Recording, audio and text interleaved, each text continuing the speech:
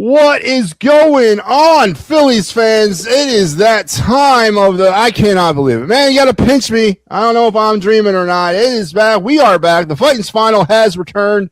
Season 5 officially underway. Welcome, everybody. Welcome back to another, I think it's like, what, season 145, season 146, somewhere in that line, and 2 goddamn world championships and all that. Maybe that changes this year. We don't know. We'll try to get to the bottom of that as we go through the show.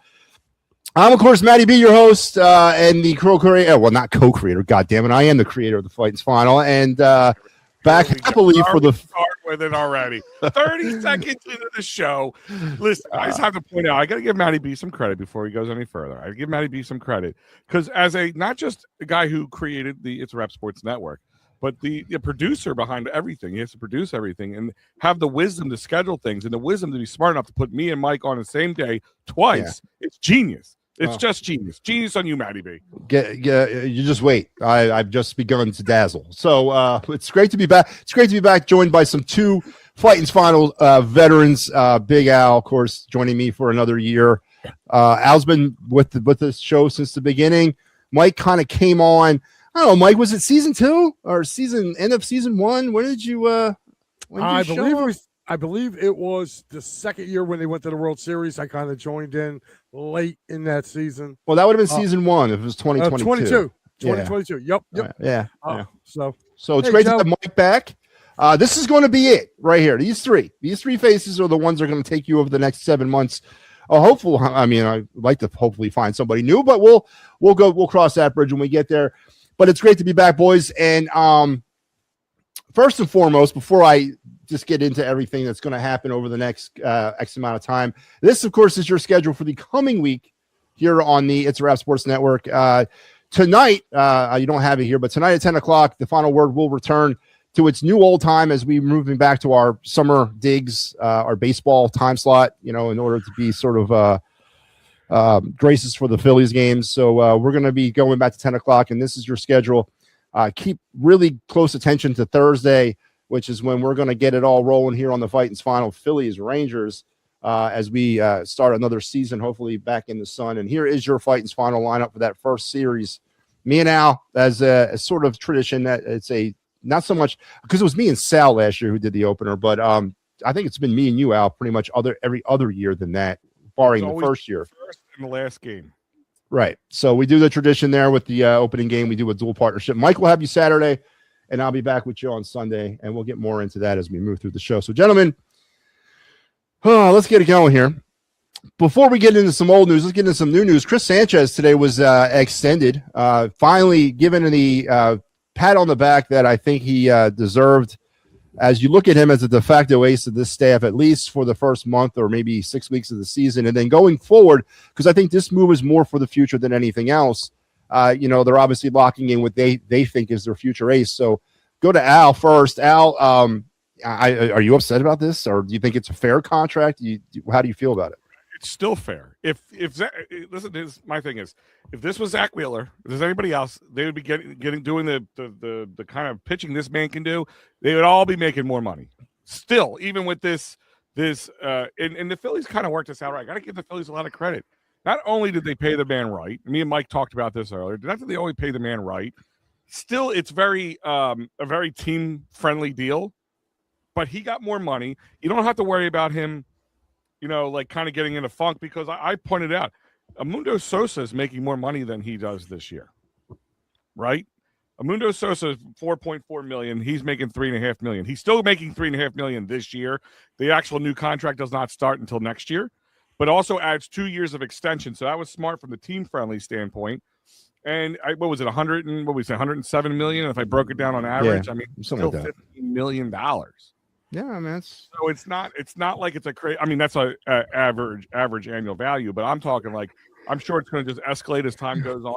But I mean, in his other contract, the two years, the 2029 and 2030 would have had him at 15 and 16 million. So now he's making the 15, 16 million for an ace type pitcher. Would it be an ace on probably 25 of the other 30 some odd teams in this league?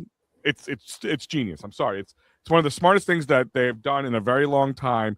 We all said it was the steal of signings that Phillies have made forever. and then on top of it, you actually paid him more, made him happy, but you're still getting. He's probably going to, if he went anywhere else, if Walker signed anywhere else, he's thinking what, $35 million a year. Yeah, Mike. Are the Phillies? Do you think they're right to invest this kind of money and years on Chris Sanchez? Are they investing in the ace of the future? Yes, I do. And you really look at it. You got Painter coming up this year.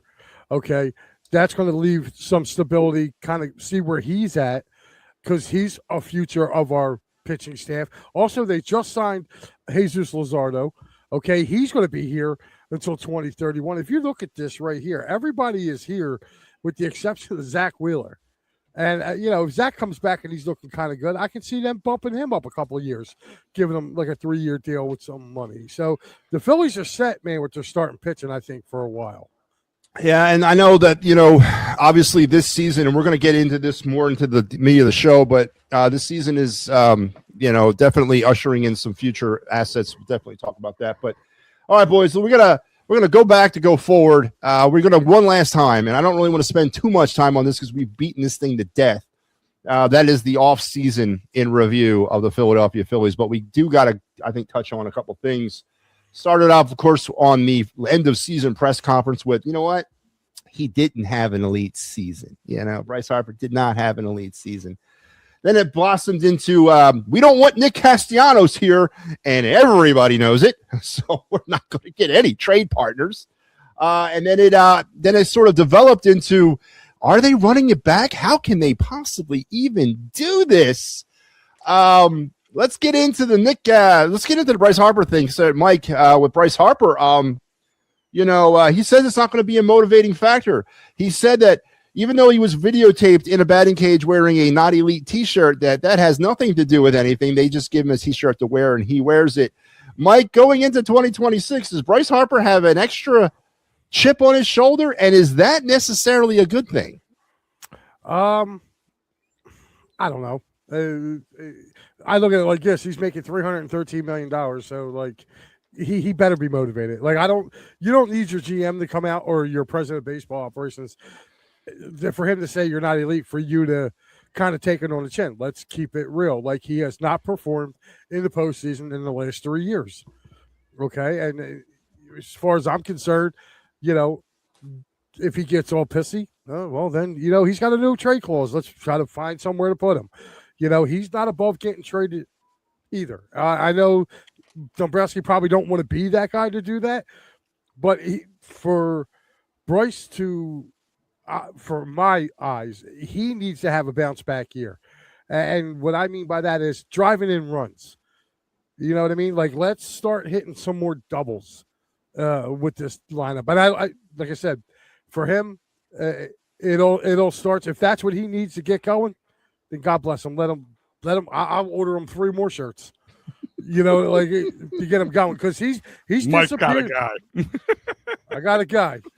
I mean, he's been. Let's be honest. Like, he's really kind of disappeared in the last 3 Octobers. You know what I mean? Like, no, not for $313 million, man. Like, they brought you here to get a parade down Broad Street. Like, you need to get it together. So if it took, Dombrowski to turn around and say, yeah, he's not elite anymore, hey, I would take it as a slap in the face too. If my boss turned around and said, well, you're not performing. You're not my go-to.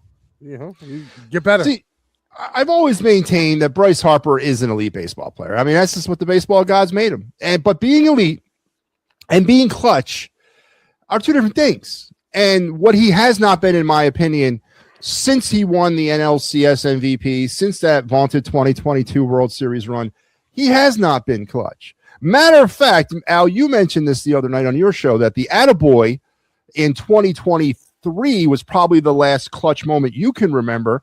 The last clutch moment I remember what happened last week in the damn WBC. Well, before that, but yes. Yeah, so, here's the thing. Clutch is clutch. Elite is elite. Bryce Harper's an elite baseball player, Al, but clutch has to be what we really are focused on, right? Absolutely. And here's the thing is, I'll push back a little bit on this. He's full of shit when he says it doesn't motivate him. There's different things of motivation. I don't think he needs motivation, but everything we talk about any of these players, you don't think they know? They know. They know they struggle. Harper knows he's been injured more often than not. I'll be right back. Hold on, guys. All right. Harper knows he's been more injured than not. Am I right? Like he knows that he hasn't had he knows his stats in the postseason. I mean, he knows all these things. So when your boss, like Mike said, comes out and kind of, you can think the guy who should probably back you up more than anybody doesn't, has to have some sort of effect on you, right, Matt? Am I wrong? Am I wrong? No, if I had a boss, which I don't, I would feel that way too. Yeah. God forbid you're a boss. Jesus Christ. But I feel bad for your home foreman more than as bad as I feel a real foreman. Man, I'm in charge, man. Yeah, okay. Here we go. I can see her. I'm waiting for the hand to come out to the side and slap you in the back. Nah, she's at work, so I'm good. She's not listening. Okay. Yeah, I'm sure she's listening. If the fee gets cut, we know what happened. Yeah. but to tell me it doesn't motivate you, and it doesn't, I don't think he needed that motivation to say like to move to the next level. But I think sometimes you do need something to remind you, and I think that's what you just talked about, the WBC moment. They're down. The offense for Team USA was not there. And like I said on my show, not Friday, Friday. Even though I was against our players playing in it, I was all about the WBC. I enjoyed everything. I even had a little. I'll be honest with you. I felt a little something about Team Italy. I was enjoying the underdog. Right. Hang on. I'm going to back up here. Team Italy. Let's call them what they were. Team Italian American. All right. That's what I want to say. It with me. Say it with me. Team Italian. There was one Italian national on that team, and that was Samuel Aguirre. The rest of them were American. All right. Let's call it what they were. I don't disagree with you, Matt. I even said if I could throw a ball fast enough or hit a ball hard enough, I could have been on Team Italy. Let's be honest. Team Italian America. Say it. Team Italia, we'll call it. Whatever you want to call it. My point is, and they even talked about it during the broadcast. I don't know if you heard it, but I watched all the games. I watched every game I could watch. And they were talking about, I think it was the versus Mexico. It was when they were versing Mexico. They said that this is the start. We hope to get more national coverage of baseball and get guys, with actual Italians to come play. So, but I was saying it was, even though it was outside of Aaron Nola, there wasn't any real a lot of them were minor league guys they just signed. Dante Nori, which I'm sure we're going to talk about at one point, really turned a lot of heads and maybe fast-tracked himself in the Phillies organization. We'll find out about all that at one point. But to answer the original question is, tell me that that wasn't a needed thing for Bryce Harper, for the Phillies fans, and for the organization. He has not really, like outside of that, since 2023 in the attaboy moment, he really hasn't been a clutch moment or a big, that was Bryce Harper moment, right? No, absolutely. He needed that. And now if he can stay healthy for this year and build off of that, I think if anything going in, I said, I hate to say it this way, but that might have been a perfect storm. He had his clutch moment, but they didn't win. Right? So now they have something to go out on. He goes, I had a clutch moment, but he couldn't sit back on his laurels. Well, at least I got a WBC championship under my belt. You know what I mean? And he could rest on his laurels on that. He didn't do that. So he gets it. Now he's hungry, hopefully, and he goes for it. He shouldn't be any hungry. I agree with Mike on that one. The contract enough should make you starving for a championship, and I believe he's a competitor. Let's just call him what it is. You can not like Bryce Harper. You can think he's overpaid. You can think he's full of himself. The man's a competitor. He is what he is. Yeah. Honestly, I think that was just a perfect storm of what could happen. I said the only way that really would have been bad is if the Americans lost to Britain on the 250th anniversary of our country, because I would have just been, kind of a slap in the face. Yeah, absolutely. Or they lose to Canada, like the whole hockey thing. But no, I agree with what you're saying. Joe Hale, well, thank you for tuning in. To answer your question, why does Zach Pop make the team? Because Ryan Kirkering is on the IL to start the season, and he's rounding out the bullpen. So Zach Pop is with the team, and we'll get into the roster decisions and non-decisions and the comings and goings of some players a little bit later on. But Mike, Nick Castellanos finally, we knew it. The fans knew it. The whole baseball world knew it. that he had worn out his welcome here. We found out about the beer in the dugout incident after he was pulled in that game in Miami. We found out a little bit of something of the cancerous behavior, a little bit of it that he was exhibiting while in Philadelphia. There was a story about Liam, his son, hitting BP before a playoff game, and JT Realmuto was waiting for the kid to finish BP so he could get into the cage. So we're starting to hear a little bit more about what kind of a teammate this guy actually was. And then the lukewarm, like, hey, good luck in San Diego type of send-off that the Phillies gave him player-wise. Is this team better or worse without is this team better or worse without Nick Castellanos? I think they're better. And I'm a Casty guy. I followed Casty his whole career. I was excited when they got him. But they're better off without him. And something happened between him and Topper, or him and management. That's the first time I'm hearing about the kid taking BP time. I didn't hear that. But, again, just look at his teammates. Like, none of his teammates said they were going to miss him. They all wished him well. So, I mean, that's many ways they could have answered that question that could have been what do you want to call it? Diplomatic, and they didn't. No. I mean, the one that really kind of told the story for me was Kyle Schwarber. Yeah. Who seems like he's universally liked in that locker room, and he just goes, I wish Nick the best in San Diego.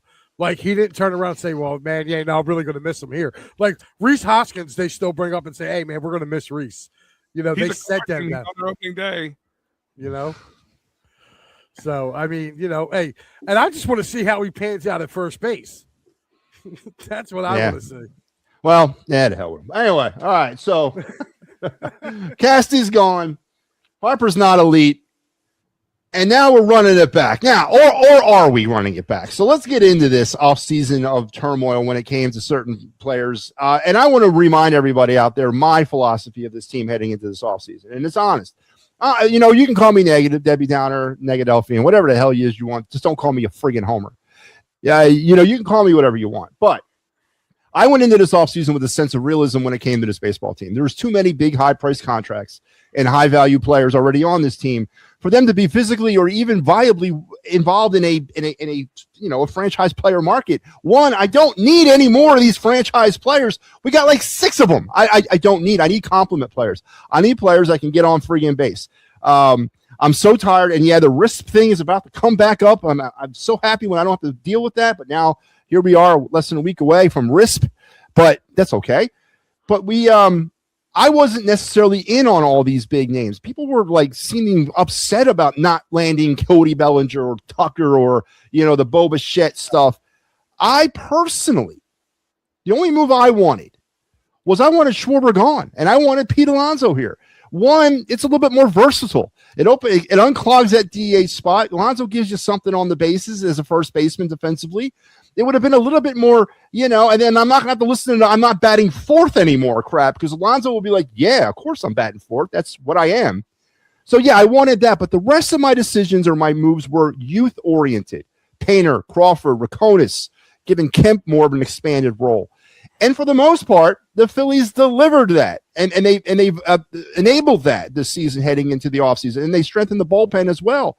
So, Al, your offseason, with all the names, the Bo Bichette crap, the JTs, all that, are you coming out of this offseason and not? I don't want you to think about spring training, but coming out of the offseason, were you under the impression this team's running it back? I wouldn't say as much as running it back as much as kind of taking a pass on the season is what I felt before spring training. After the Bo Bichette thing, I kind of felt like this was I don't want to say a toss away year, but that's what it kind of felt like to me. Like they were moving into the youth movement. They weren't bringing anybody else in really to back anybody else up or move on from Alec Boehm or anything like that. So I'm like, I kind of felt it was a throwaway year. We're waiting to move in. We're gonna get Cassie off the books. We're gonna get all these people off the books. We're gonna be able to move into the youth movement and start looking at the new revamped Phillies. But it was a bit too little, too late. That was what I felt like before spring training. And honestly, this year would have been, if that was the truth, would have been a better year to have a lockout than next year. Give all the old guys a rest for how long that lockout lasts, and then you don't have a full season to put up with all the other crap. But other than that, that was kind of how I felt going into spring training. Mike, same question. Heading into spring training, not what you've seen so far, but heading into spring training with the additions of Garcia, the addition of the bullpen additions, the youth movement, the infusion of the young players. Did you have the impression the team was running it back? Running it back, no. I loved the Garcia signing. I thought that was really, really good. You're getting him for 1 year. He's a better outfielder than Castellanos, so you're upgrading that position. As far as batting wise, he kind of brings similar numbers as Castellanos. So again, we'll have to wait and see. I mean, he was putting up these numbers in Texas in the pitcher's park. Now he's coming to Citizens Bank Park, which is a bandbox compared to where he came from. So I can't wait to see how he does. And another guy I'm really interested in too is Brad Keller. I thought that was a very, very good pickup for the Phillies. I think it stabilizes our bullpen, and I like our bullpen better this year than I did a year ago. We know who our reliever is. Well, I mean, our closer is. That's right. When was the last time Phillies went into any season knowing who's our closer? 2015. Okay, yeah. Thank you. So that was Giles. Remember him? Yeah, Ken Giles. Yeah.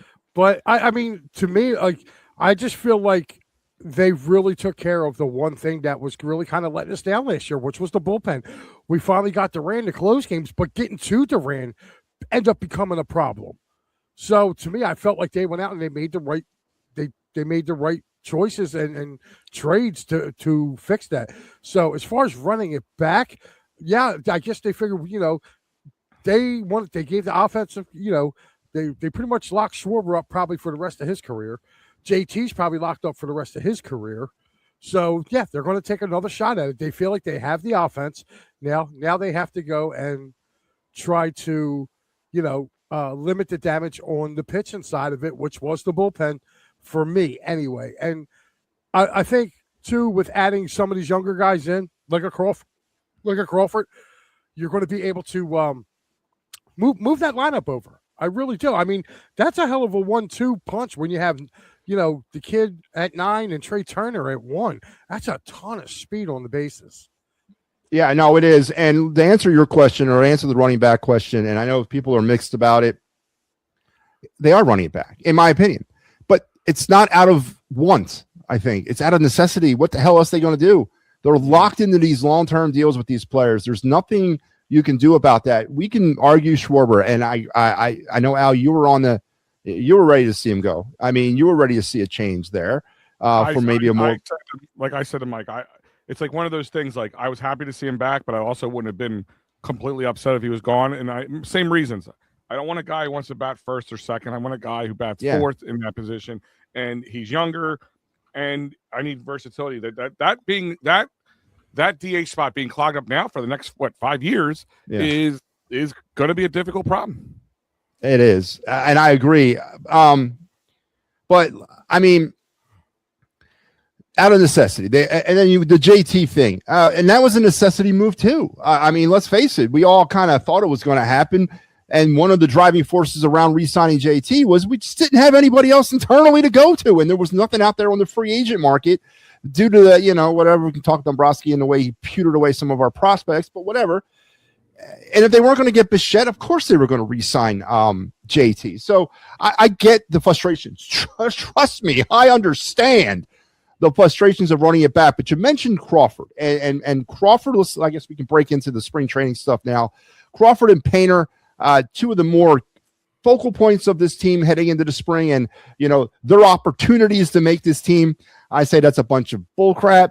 The bigger story was if they didn't make the team, because in my opinion, there was no way neither they were both not making this team. Of course they were making this team. There was no other fallback here. But I think you're right. I think Crawford does provide that hinge in that lineup.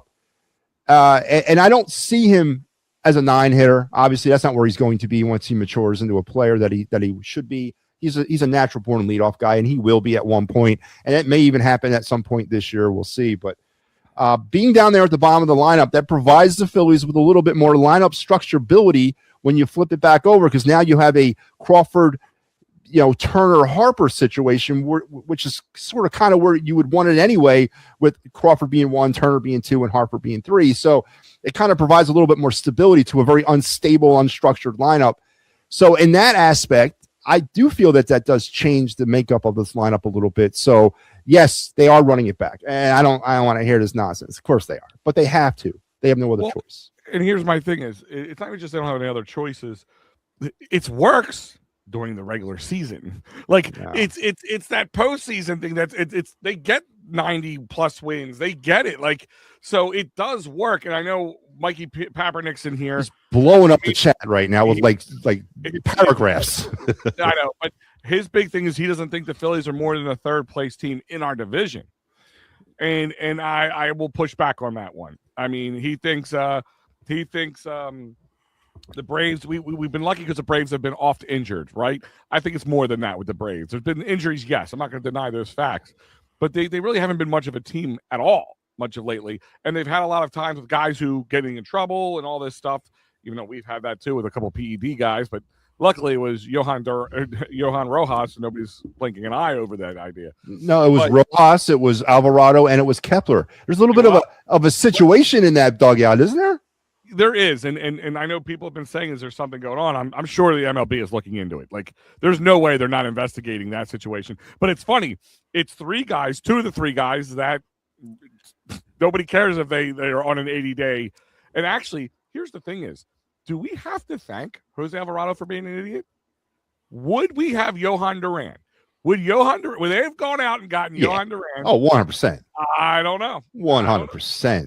Mike, what do you think? Oh, come on. No, because they had Alvarado was the closer. So yeah, but that wasn't. He's been the closer since 2019. All right, and then we've constantly gone after Estevez, Syndergaard. I mean, there's always been that guy coming in. I know. I just don't know if that 100% goes that way. Knowing that you have no Jose Alvarado, especially coming the postseason, and if he would be coming here the next season, I don't know if 100% if they're willing to pull the trigger on Duran if it wasn't for Alvarado not being available. Papernick says Schwarber's carried the offense since being here. Go check Harper's percentage going up the last 5 years of catching up on fastballs and not 100 RBI season since 20. So please let me know why Harper's feelings matter. It doesn't matter. And I don't think anybody's sitting here telling you that it did. I don't know, Al, were you crying the wet blanket? I tune you out half the time. Were you saying it mattered? Did it matter? No. I mean, no, it doesn't. Are you concerned about Harper's feelings here, Al? I'm not concerned about his feelings, but can it be a motivational thing? Sure, why not? Yeah, of course. Now, I don't think anybody's sitting here, Papernick, and I love you to death. You know that. We talk like a lot, like 5 days a week. And I love you to death, man. And I'm not singing the tune for Harper. He's been underwhelming. Yes, his contract, I guess there's some revisionist history maybe you could do on bringing him here. And who knows how this thing's going to play out, but no, I don't think anybody is sitting here denying any of this. And you're right. Schwarber's been the biggest wow factor in this offense since it's been here. But Harper's an elite baseball player. Papernick, I'm sorry to tell you that. He's elite. He is. Whether or not he's clutch or not is the question. Yeah, you know what's funny? Somebody put up a meme earlier today on Facebook, and it was, I believe it was either Facebook or X, but it was a picture of Kyle Schwarber, Bryce Harper, and Aaron Judge, and it says, "Oh, look, Aaron Judge, but his soon-to-be new teammates." Right, and the one guy goes, "Oh, what's Schwarber and Harper coming to the Yankees?" He said, "No." He said, "Judge is going to come to the Phillies." So it was pretty funny, like how they had it put down there. Well, they were teammates in the WBC. Let's throw that out there. Yeah, that's what I'm saying. But they were all like kind of like standing or like around each other, I guess, before the game today. But it was pretty funny. I'm going to push back on this message right here on Castellanos. Let me tell you this, and Mike already alluded to this. You know, the kind of hitter Castellanos and Garcia, not too far off the beaten path, but like he said, he could do it in a much more pitcher-friendly ballpark in Texas. But the one thing we've already seen from Garcia that Nick Castellanos was never willing to do was make adjustments. He literally said that. He was not doing that great in spring training. He made a small stance and swing adjustment And it showed already. It's already showed the difference. It's already made an adjustment. Nick Castellanos was just like, nope, I'm going to free swing until it happens. And you know what? And this is another thing that's against Nick Castellanos. Those guys stood there and allowed it to happen. His teammates stood there and allowed it to happen. Robbie's did. Rob Thompson did. When he should have been sat how many times? How many times he should have been sat? And they let him. And listen, he had his moments. But you can't live and die that way. Just like you can't live and die off somebody who's home run or nothing. And if you want to put out like anything Garcia's already done better, he's willing to make moves or make changes to better himself. I don't know about Garcia yet. I played baseball. That's all. We already back to that? Did you say that's baseball? Did you just say that? No. I said that's what Castellanos said. I hit baseballs. That's what I do. Yeah. That's all I know. Well, that was a trigger. By the way, let's lay down some ground rules for 2026. There will be no That's Baseball ever mentioned on any of the post-game shows. Do you guys understand? Mention it all the time. Okay, gotcha. Fabernick says, well, Marsh must be an all-star and future Hall of Famer. Listen, this guy hates Brandon Marsh more than I do. I feel you, man. I remember anybody say Brandon Marsh was supposed to be a future Hall of Famer. I don't remember that at all. But but I think his point is this undying allegiance to Marsh. Just like they're showing the Stubbs, who, by the way, thankfully, it's official. He's not making the team. Whether they trade him or cut him is kind of what they're going to end up doing here. But I listen, again, it's a business. The Phillies have already been burned. They're over the luxury tax. They've lost 10 draft picks this year because of that. Marsh is a cheap friggin' option right now. He's under team control for another couple more years. And they gave up some big capital to get him. For the price they're paying him, he's worth it. Like, that's the thing. Look at the contract. Look what you're paying him. Would you have liked to got more out of the guy? Of course. It's going to happen. And that's my thing on the Brandon Marsh situation.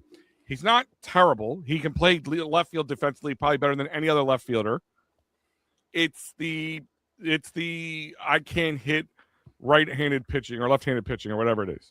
You know what I mean? Like that's the problem. I think you're going to see the Otto Kemp phase out Brandon Marsh. If Brandon Marsh doesn't step up and play better this year scenario. Is this the last year of his contract or second to last year? I forget what it is. Who, Marsh? Brandon, yeah. He is under team control 21, 22, 23, 24, 25, 26 through 27. Okay. Yeah, but my question is, though, do we see a bounce back year from Alec Bohm? That's the guy I'm worried about in this lineup is Alec Bohm. Yeah, listen, you're right, Mike. And but we are going to get to Alec because I do have a bone to pick with him too. But Michael Pavernon says the Phillies team is running it back, just the eye test. The only two new guys starting are Crawford. I already acknowledge that they are, in my opinion. Listen, Homer and Homer are not going to admit to that, Pavernick. I agree with you. They're not going to say they're not. Of course, they're running it back. Absolutely are. But as I mentioned, it's out of necessity more than out of want. But I think the options or the replacements of Crawford specifically, could significantly change the dynamic of this lineup because we're going to see a player who's not really cares about exit velo or launch angle. This kid who wants to put the ball on the ground and get on base. So I think that's going to change a lot about the dynamic. Right, Al? Yeah. No, I mean, listen, and don't forget, I mean, I know he's not an everyday starter, but Andrew Painter's also new here in this situation. And by the time most of these contracts for our starting rotation are done, he's going to be getting done with his arbitration years. You know what I mean? Like that, he's under team control, like I said, 2031, something like that. Yep.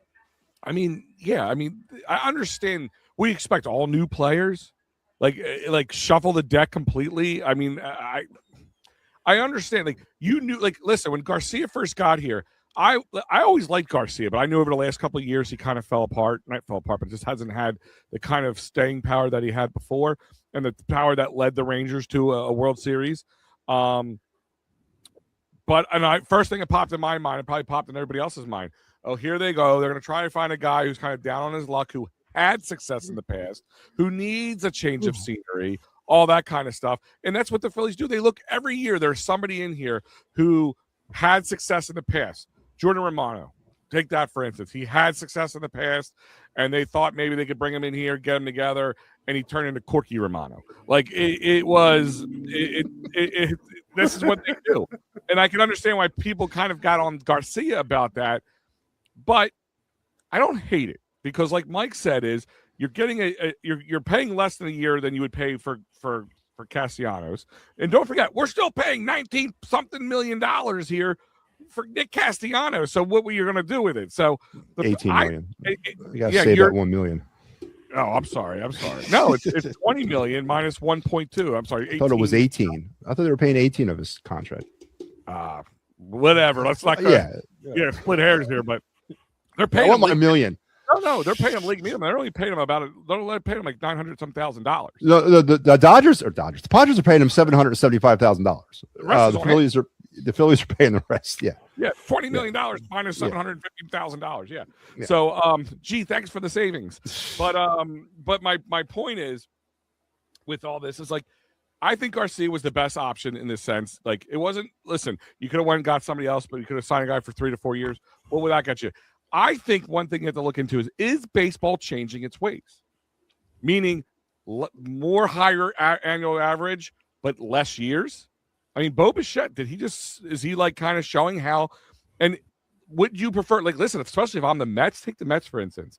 You're paying the guy $37 million a year, Bo Bichette, to come in here. If Bo Bichette wants to leave, all right, well, we tried. We're not stuck with them. They're stuck now with everybody else they just signed on. Juan Soto is a Met, unless they could somehow trade him. And they're locked in, just like Mike Papernick. You're sitting here talking about Bryce Harper. Would you prefer to pay him more annually a year and be able to get off his contract way sooner? Because I have a feeling that's where baseball is going. Mike, salary cap. Mike, here's the deal. Let's get into spring training now and what you've seen over the course of the last month or so. Now, aside, and we can factor in the WBC as well, because that was those players' spring training, and there's a whole bunch we can get into. Nolan, Nori, Harper, Schwarber. I mean, there's a whole bunch, as well as the players that were actually in Clearwater the whole time. You mentioned Alec Bohm. What was your general overview of the performance of the players? Or anybody stand out, from the herd and be like, oh, this is somebody I need to keep an eye on? Brian De La Cruz. Okay. I love this kid, man. And you know what? I would not be surprised if they found a way to get him up to the majors this year. Gabriel Raconis Jr., he was having a pretty decent spring to start off. He's kind of cooled off a little bit. Bryson Stott's been on a tear down there, and I don't agree with that. He has to also realize what with Mike here with his statement is a lot of their power came off the bat of Marcell Ozuna last year, who is now a Pittsburgh Pirate. So again, I'll worry about the Braves when it's time to worry about the Braves. I think the Braves are a playoff team, believe it or not. I actually have them as a playoff team, but I don't think they're going to challenge the Phillies at all in this division. Bruce says, Matty B, I feel Dumbo was not wrong to say that Bryce is not playing like a superstar. And sometimes I feel, I don't feel like he was wrong either, honestly. And I take the different approach than Al over there about, you got to placate to these players' feelings sometimes. I don't. They're being paid billions of dollars to do this. They're going to be held to a higher damn standard. You're damn right. So no, I think it could have been worded differently. As I said, he is an elite baseball player. For those out there who think that he's not elite, he's elite. He's a potential future Hall of Famer. He is. That's just the reality of it. The baseball gods begat him to us. And that's just what it is. But it's a matter of being clutch versus not clutch. And he hasn't been clutch. If I would have had more respect for Dombrowski, he said, you know what? Harper just wasn't that clutch for us this year. And I don't think there can be any argument about that statement. But I agree. I think he was an elite player. And honestly, I don't really care. One of the great things about the season starting, we don't have to talk about this crap anymore. Elephant in the Room says hello. Well, the Braves lost Albanese, Acuna, Riley, and that is the equivalent of losing Harper, Schwarber, Turner, and doesn't really make a difference. Hold on. Didn't the Phillies lose Harper for a period of time? Okay, over the last couple of years, they've lost him. They lost Turner for a while. Like, I'm not trying to hear that. Like, no. Like, listen. Was down a lot. Was down a lot. Yes, exactly. Was down a lot. Let's keep going. Like, it happens. I mean, it happens, and like that's a piss poor excuse right there. I think the Braves got one of the best farm systems in all baseball. They do. Okay, so I always say the three teams that I can't stand because they just got guys that just can keep up and you can move somebody out and put somebody in are the Braves, the Dodgers, and the Cardinals. For me, man, the Cardinals and Dodgers and Braves, they can move off of somebody and they got somebody waiting in their wings that's just going to be just as good or if not better. I'm kind of a little envious about it, to be honest with you. For those of you just tuning in, welcome to the Phightins Phinal Season 5 premiere show. This is our preview episode for the 2026 Phillies.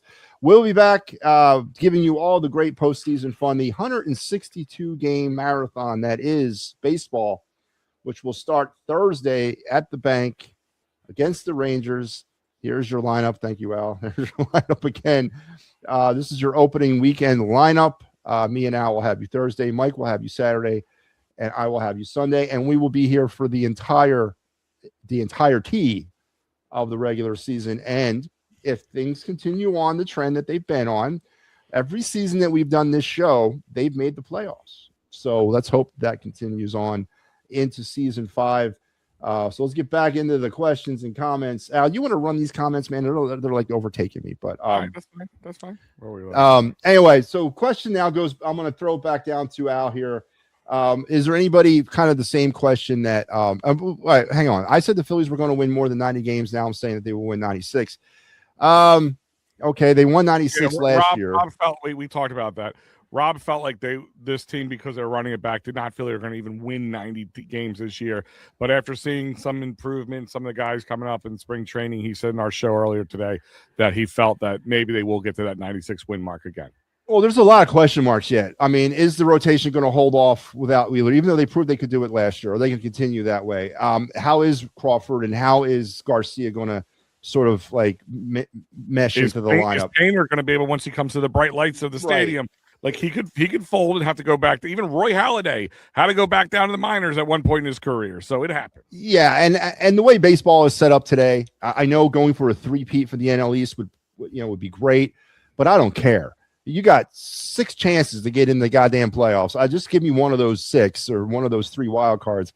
I don't really, and I think the Dodgers showed us that last year. They didn't care really. I mean, they ended up winning anyway, the division, but it's all about getting into the playoffs for them, and that's all that matters, because once you're in the playoffs, it's a whole other animal. I don't care if 81 wins is all it takes to get in. Go for 81 wins. The win totals, that doesn't mean anything for me anymore. Because it doesn't mean anything at the end of the day. It doesn't secure you a World Series any faster or easier. It is what it is. But and Dave Arnold, to answer this question, he's a 2 right now, 3 when Wheeler comes back. I disagree. I think he stays a 2. He could. I mean, he's been pitching like a guy. Yeah. This is where Team Italy, Italian American is referred to. Team Italian American. Yes, say that. Say it correctly. Team Italian America. Which, whatever. He's not wrong. I'm not disagreeing with you, because they even said that in the broadcast. That's pretty much what it was. They're hoping it stokes the fire in Italians to start putting a national team together. But that's beside the point. I kind of was saying this last year. I said, I don't think Aaron Nola is cooked. A lot of people put the word cooked. And when you say cooked, it means he's done. There's nothing left to him. He's only going to go what you got now or worse. I didn't think that about him. No. I didn't think about that at all. But I know we're off the beaten path. To answer the question, I'm going to use Joe Hale here. What I like to see was Bryson Stott. That's what I saw this year in spring training that I like to see. Bryson Stott had a really good spring. Let's hope it can continue past the spring, of course, because in my eyes, Bryson Stott's one of those guys. If he gets it going, I'm not talking like MVP caliber year. I'm not talking like, maybe an all-star caliber player, but not even that close. But a good, like Matty B said, we just need guys who are going to hit the ball, put it in play, and get on base. Because if he could move in to that top of the rotation, because Crawford could be that guy, I think it's less likely this year for him, more likely for Bryson Stott if he can keep it together. Would you not hate that? Trey 1, Bryson 2, Harper 3, Schwarber 4. Wouldn't hate it. Is Stott a number 2? If he hits well enough, he gets on base. Yeah, but listen, I a lot of if, woulda, coulda, shoulda. He's been here for like 5 years, and he hasn't really proven that yet. I mean, but that's what I just said. If he gets it together like we've seen so far and hits like he has been so far in spring training, I know it's only spring training, and he could be consistent throughout the year, we saw what happens when Bryson Stott hits consistently. We were all moving him into the front of the rotation. We were all excited when Bryson Stott started hitting. What was that, 24, I guess? Well, he made Puddinhead Jones's family cry. Yes, he did. Puddinhead Jones. But my point is, took that away from them, bastards. But my point is, if he can be a consistent 200, 280 or above hitter, get on base, it's speed on base. He can help move the bases. Him, Trey, and Harper, top three. With Schwarber at 4, Bohm doesn't have to hit the 4 spot. I'm a happy camper. Who's the manager of this team? Really, Rob Thompson. Any little league coach could figure that one out. But let's not get caught up in detail. And we're gonna. I'm glad it's a good segue because we're gonna get into the season now. Mike, a real simple question, brother. World Series or bust? Yep. World Series or bust. Al? It's always that way until otherwise. As long as Bryce Harper is here, as long as Kyle Schwarber's under that contract is here, it's World Series or bust in my eyes. You pretty much said that at that point. And when you keep reaching the playoffs every year, like you just said, since 2022, but you fall apart. And again, I said this the other night. Think about this. How clunky they were when they started off into the playoffs against the Dodgers last year. How clunky their offense remained going into the playoffs last year. And there was still a chance, still a fighting chance that they could have beat the Dodgers. Outside, think about it. If Kerkering doesn't make that bad play and they played on, they could have won that game and they could have went on and had a game 2. I mean, a game 7 in that series, and that could have went any which way. So my point is, you can't sit there and say they're not a playoff team, in my eyes, for that reason alone. And then, anything less will not matter to me. Yeah. Yes, he did sign his 3-year deal. Is a deal that's broken up by opt-outs every year. Absolutely. For him, not for the Mets. I think the Mets have their player opt-outs. Yeah, they're player opt-outs. It's going to opt out after next year. He probably will. But that's kind of really smart on his behalf. I mean, listen, got to give the guy a little credit. Show some balls on Bichette, because what about you have a clunker of a year? I mean, I guess you're still there for another year or two with the Mets and getting paid what he's getting paid. But if he doesn't really pan out that well, then you don't have, you can't just leave the Mets and go somewhere else and get paid another $35-40 million a year.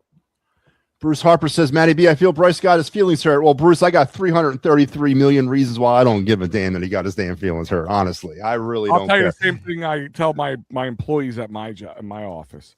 Check your feelings at the door. I would switch places with Bryce Harper for 5 minutes. You come down here and live my life. We'll see how much your feelings get hurt then. Dude, you can boo me all you want for swinging out the plate for $13 million. I'll do it naked. I don't give a shit at that point. Come on, dude. You can disrespect me in every which way. Want to throw rotten fruit at me while you're at it? Go right ahead. $313 million will buy you some leverage. Now, you must really be missing Pat, huh? Pavernick brings up a good point with this comment here. It was a little alarming, but it was also alarming for Schwarber too. The whole he never has protection. Listen, when you're in the lineup that boasted, I think the 1 through 5 was Witt, Harper, Judge, Schwarber. That was the 1 through 4. If you can't be productive, and then I'll go to Schwarber as well on this, and Judge too. Judge was sucked in the WBC as well. That is a little alarming, but it's over it's a 2-week, 7-game sprint coming off of the winner. But yeah, I mean, listen, and again, I said this on WBC championship game night. One of the reasons why I was so concerned about what I was seeing with Team USA was because it was so goddamn like a realization that hit me. This is the Phillies offense, man. I'm not ready for this yet. We're already back here. I get to watch this nonsense again. That is a stark realization to me that, this is why we got pissed off last year. And now here we are again with the same cast of characters. And listen, yes, Judge struggled too. Schwarber struggled. They both had home runs today. Are we over that already? Did they find the right moment to get hot? Listen, I get what you saw there, because the American team was so stacked. I mean, it was stacked. It was just the pick of the litter. And then if you had Italian heritage, you can go play for Italy, the Venezuelans and all that stuff. And listen, I said it before. If we had this is what Venezuela was playing for. This is what Italy was playing for. There's no World Series after. They don't start a season a week after and go fight for a World Series afterwards. You know what I mean?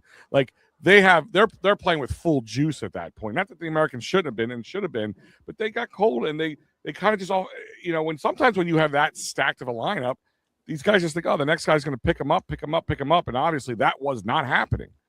But again, take away from it what you can. He came in clutch when it mattered the most. He did. Yeah. All right, Mike. Okay. With World Series or bust mentality, who, player, coach, management, it's always fun in 301. I don't care where they are in the ballpark. Who is on the hot seat entering 2026 for the Philadelphia Phillies? Dave Dombrowski and Rob Thompson. So no players, just management. They're my two. They're my top two. Okay. I mean, you don't bring Don Mattingly in if you're not trying to, you don't bring him in for a bench coach. If Robbie doesn't get things going or it starts to go south, there will be. I don't think he will finish. Al, same question. I mean, I was going to say Topper more than anything. I think Dombrowski can live to fight another day over Topper at this point. But if I don't want to pick the same guy he's picking, I mean, I think Alec Boehm's gone unless he has some stellar year that just this breakout season, which I think he'll have a good year. It's a contract year. Contract year. I think he'll have a good year, but he's going to have a stellar year too. If he has a really good year, he's going to expect a lot of money, but they're not going to pay. Or he's going to have a crap year and they're not going to want to keep him around. So, I mean, they've been trying to get rid of him for the last 2 years. So I would say him and Brandon Marsh, because Brandon Marsh has one more year this year. After this year, 2027 would be his last year in his contract. So I think Brandon Marsh is all but gone if he don't step it up either. I agree. I think Thompson and Dombrowski are probably the two single point of no fail for the hot seat thing. I do want to talk, but we're gonna keep the show going here. As I said, we have a bunch of different little segments we're going to talk about. We're going to give our projections of our predictions kind of for our season. But before I do that, I do want to talk lineup. Phillies have one more spring training game tomorrow against the Rays, and then they'll head north. Why don't they don't play the games at Citizen Bank Park anymore at the end? I said that to Al this morning. I said I missed those. Used to be the Pirates every year. Yeah, it was. Well, yeah. 1 year was Tampa, but I missed those two. Two games. The weekend before they open or whatever. Like this would have been a great weekend. Look, the weather's beautiful here today. This would have been a great weekend just to have. Two. I don't know why they don't do it. I guess they were kind of getting. That was the first probably. It probably wasn't worth it for any team to travel. You just got back from spring training. Then if you're Pittsburgh, you have to come to Philly, back to Philly to start your actually regular season. And what does that do for you? You get to run the why can't you run the lineup tomorrow against a team in spring training and then come north? I think that's kind of what it was useless. Like it didn't really serve a purpose. I looked into this around MLB. There are 4 teams doing it. So funny thing too, yesterday, Saturday, Baltimore and Washington finished up their spring schedule down in Florida. And then they played today up at Camden Yards. And they're playing tomorrow at Nationals Park. So I don't agree with that. You run off from Florida to play a game today in Baltimore and then play a game on Monday in Nationals Park. For the geographically close players. Well, and the other 2 teams doing it are the Dodgers and the Angels. They're back up in Angel Stadium today and tomorrow. Dodgers. The Yankees could pull that off. The White Sox and the Cubbies could pull that off. I mean, we could pull it off of Baltimore, right? We could do that with Baltimore. Yeah, I mean, why not? Washington, Baltimore, that's not hard to do. Even the Mets is 2 hours away. I mean, it's not even like that's crazy. Yeah. But I don't think you're going to put 2 divisional matchups in an exposition game just because at the ballpark. Listen, I think it's just pointless. What is the point of it? You did your spring training. We know who our lineup is at this point, or who made the team, I should say. At this point, if you don't know, we're really in big trouble. You don't. I don't know. You I don't used know. to think it was a cash grab. You know what I mean? Of course it is. That's what I used to call it. But you know what? They also used to have the tickets were a lot cheaper to go during those 2 games than they were during the regular season. So yeah, for about $10 you can go down there. I mean, it probably costs you more to park than it would be to enter the game, but you know, you'd be able to go down and catch a game. Yeah, and you get to see some future guys that are going to be going to Lehigh. I mean, they're on their way to Lehigh anyway, or Allentown. So why not? You know, I think they should really kind of bring it back. I think so. I miss finding tickets in the package of Phillies Frank's hot dogs. Oh, dude! And we used to go to the double headers at the vet because they were back-to-back double headers, and you buy a ticket. One ticket for that got you 2 games. When you're on a budget as a kid, and they didn't kick you out in between games. You could hang out. Yes, they usually do home run contests in between games. You know, they didn't kick you out, man. I don't know how many times I seen. It was Lazinski versus Dick Allen. I was there for one of those. God. Dude, you want to talk about moonshots? Holy cow. I miss those days. All right. So let's go over the team a little bit. Al, you put up the starting rotation. Pretty much, we'll talk about, there it is, Zach Wheeler. So this is obviously when Wheeler's here. I think the de facto rotation now is Sanchez, Nola, Luzardo, Walker, Painter is probably what they're going to start the season with. We'll go Mike here. Mike, I had tested, and I know Papernick was big on this as well. The Phillies enter this season with still the pitching, both bullpen and starting rotation, is the strength, in my opinion, of this baseball team.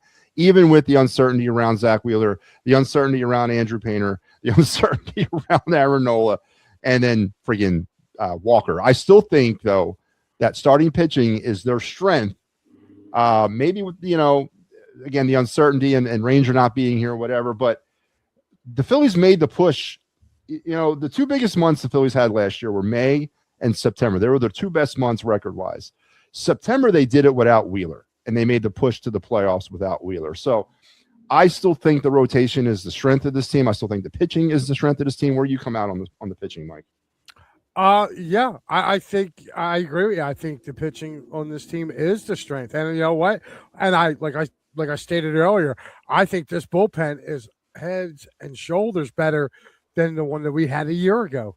And I think that's going to be the difference between the Phillies, moving past where they've been getting knocked out this year.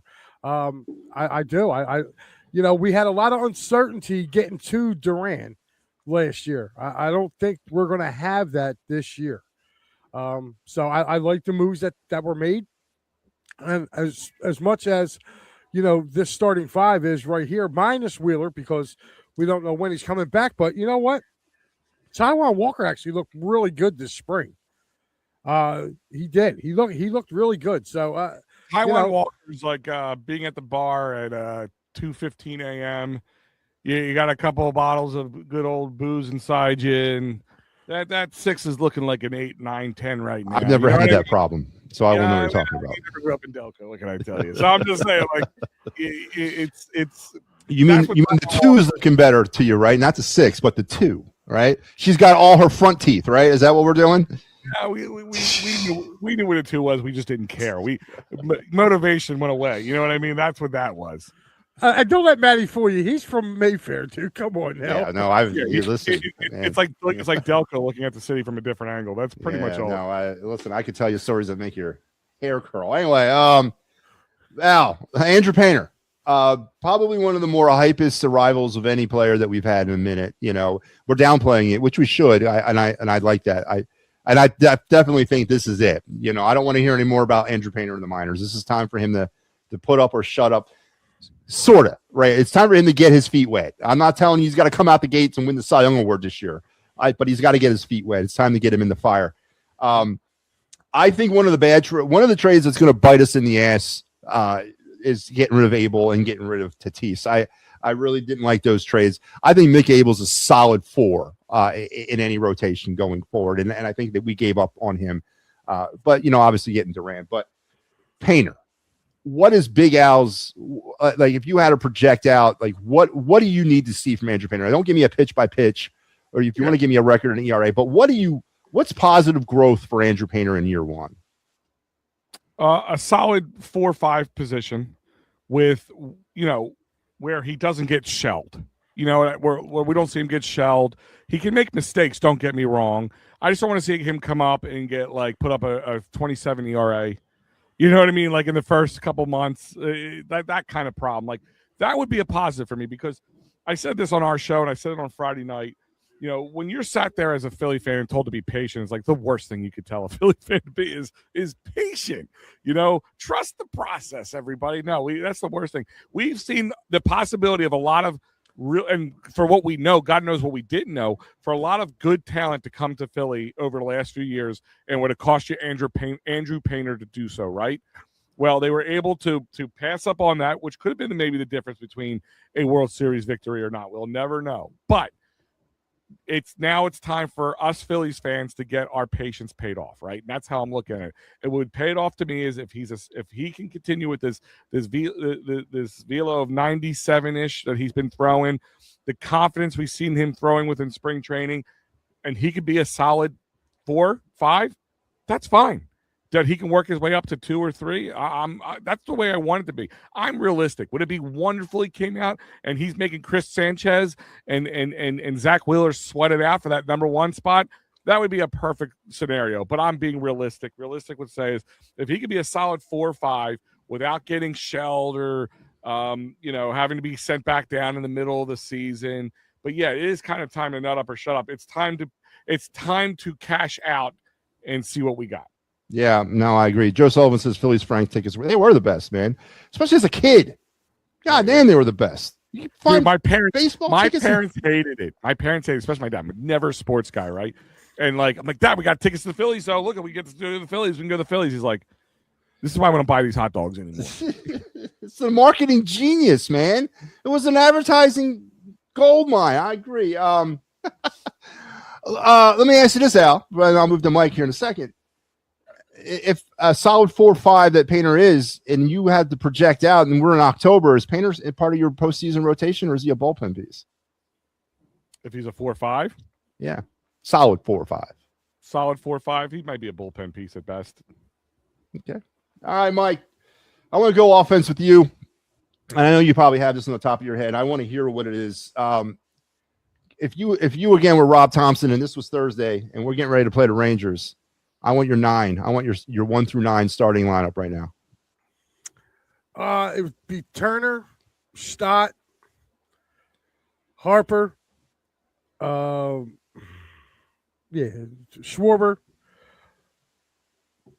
Garcia, Real Muto, Bohm, Marsh, And Crawford. Yeah. Al? In my perfect world, not Schwarber at number 1, that's for sure. I would say it would be Turner number 1. That number 2 spot is an itchy one for me. It really depends on who can just get on base. I just want a guy who can get on base. Maybe if, like I said, Stott would be my guy if he can continue what he's doing. Harper, Schwarber, Bohm, Garcia, Romuto, and then I guess that just leaves Marsh, right? Crawford. Yep. Crawford, Marsh, Crawford, yes. And Al has a graphic up here. This is your opening day. Essentially, this is your rotation. Oh, not your rotation. This is your roster. Real Muto, Schwarber, Marchand, Harper, Stott, Turner, Bohm, Sosa, Moore, Marsh, Crawford, Garcia. Who's that last player down there? Is that Kemp down there at the outfield? Otto Kemp, yeah. And he's my kind of guy to watch because I think the Phillies could see him as the future left fielder, especially if Marsh just does what Marsh does and not be that great. Here's a couple notable things about the roster. The bench. The bench has got nothing but right-handed bats coming off it, except for Marchand. He's a switch hitter. That's an interesting ploy, going nothing but right-handers coming off the bench, except for your backup catcher, who you're not going to burn in a pinch-hitting situation unless it's the bottom of something in, whatever the case may be, and you have to tie the game or whatever. But that's a very interesting. It's very interesting that they're going with strictly a right-handed hitting bench, don't you think? Well, I wouldn't be surprised if it stays that way. I know Dylan made the team. I wouldn't be surprised if that changes And you're going to also platoon Marsh in and out, so Yeah, and that's the other thing. Is my point is with the platoon of Marsh is your lefty, and they have so many lefties in the regular rotation. You could be right-handed heavier and you can get away with it. Yeah. All right. So my lineup. Here's my lineup: Turner, Bohm, Harper, Schwarber, Real Muto, Garcia, Marsh, Stott, Crawford. Okay. Boom. Bohm's batting second. Bohm doesn't strike out. Yeah, but He puts the ball in play. On the bases, though. That's my problem with him. He is a goof on the bases. I know, but listen, I need I need my table setters, man, and that's why I'm very looking forward to when we get down to 9. Best case scenario, 2 outs. Crawford gets a bunt single. Crawford gets a slap single. Turns the lineup over to Turner and Harper, and then he steals a base and we get a run out of the deal. But we don't have a 2. We haven't had a 2 in years. I don't even know when. Chase Utley was the last number 2 hitter that we really had in the lineup, man. I don't understand it. We don't have a 4, and that's not because we don't have the person. We just don't have the resolve to put him there. I'm tired of the unstructured lineup. We've battened Bohm all over the place. He's not a 4, and he's going to start out as a 4. I know it. You know it. We all know it. That's why people like Mike Papernick call him a buffoon, and I get it. That's one. Listen, I would say it's very he somehow gets the numbers, at least in the regular season, but the postseason, what really drives me nuts, where he turns the rotation over on upside on his head, but especially in the bullpen. But the whole not willing to just put Schwarber at 4 drives me insane. That is my biggest problem. Would you guys be against it? If everything was to stay where it is, a 1, 2, 3. If he's going to bat Bohm at 4, I mean, just go put Bryce at 2. Harper? Just do Turner, Harper, Schwarber at 3, Bryce at 4, or Bohm at 4, and then Garcia, Romuto. I would put Garcia in 4 before. Listen, this lefty righty. It's out the window, man. We don't have the structured lineup to do that with. It's the best available talent. We don't do that unless it's like a matchup when you're pinch hitting anyway. Like baseball just doesn't do that. Yeah, like that's what you do in high school and college, maybe. They don't even do it there. Honestly, it's a dying thing. Honestly, no, I agree. I don't like the Bohm situation. I don't like the Schwarber situation, and I don't like our 2. I don't. Harper wears number 3 on the back for a reason. He's the third hitter in the lineup, for God's sakes, man. I'm telling you, So Mikey P has pretty much what you have here. Look at that. If those bottom 3 guys, JT, Stott, or Crawford, right? Especially Stott or Crawford, if they can sit there and hit consistently, I like to see them at number 2, put Bohm at 5. That would be if it's always on that big if there. But if one of those 2 could hit consistently, I want guys on base who can move the base pass. Stott can run fast. JT can still run fast. Crawford, we know, has the speed to do it. If I could see them move to that number 2 spot, I'd be happy with that, because then it pushes everybody else down a notch from Marsh down. And that's like, if Marsh is at a 7, if Marsh is at 7, I think you'll get a much better Brandon Marsh. That's just I think you get a better Stott at 8, honestly. Mike, what do you come out on Alec Bohm batting 4th? No. No. Like, we've been there and seen it. No. Like, get him out. Like, I'm with you. I would rather see Garcia at 4 than Bohm. Alec Bohm was worn on me. Like, I hope he plays. You do a disservice to Alec Bohm at that point too. Yeah, I think way too much pressure on him. He can't handle it. He can't handle. It's not his thing. He can't handle that pressure. I mean, honestly, I think he's going to be one of the big trade pieces at the trade deadline, because you could stick Otto Kemp at third base. Here's this: Alec Bohm to the Tigers for Tariq Skubal. No, that'll never happen. I would take it, but they should. That would be great. All right, listen. By the way, I know Bryce Harper has the Not Elite T-shirts. It does. I am making Matty B a Not a Homer T-shirt. Not a Homer T-shirt. Yes, I want to. That's what I want. I think we should have Not a Homer T-shirt for Matty B. Or Got Homer, one or the other. Got Homer. We'll wear the Got Homer. You'll wear Not a Homer. Yeah. All right, listen, let's move on. But again, if you're joining us, welcome back to the Phightins Phinal. We're back. It's been a not too long off season, and as baseball tends to be, but we're back and we're ready for real. Thursday at 3:00, Citizen Bank. Chris Sanchez, I would imagine Jacob deGrom is going to be opposing him. It sounds like in the first game, and then we'll get an opportunity to see Mackenzie Gore again. It looks like in this series, as maybe he can revitalize his 14 strikeout performance he had against the Phillies on opening day last year when he was a national. But we'll see then. But we're going to talk a little bit now on the show. We're going to do something that I'm taking from another show. The Birds Blast with Kyle Quinn is our quintessential Eagle pregame show here on the Israel Sports Network, where I have an opportunity every week to talk with Kyle about Eagles comings and goings. But at the beginning of every season, we make a prediction. We talk about who we think is going to come first and last in each division, wild card teams, championship, Super Bowl, blah, blah, blah.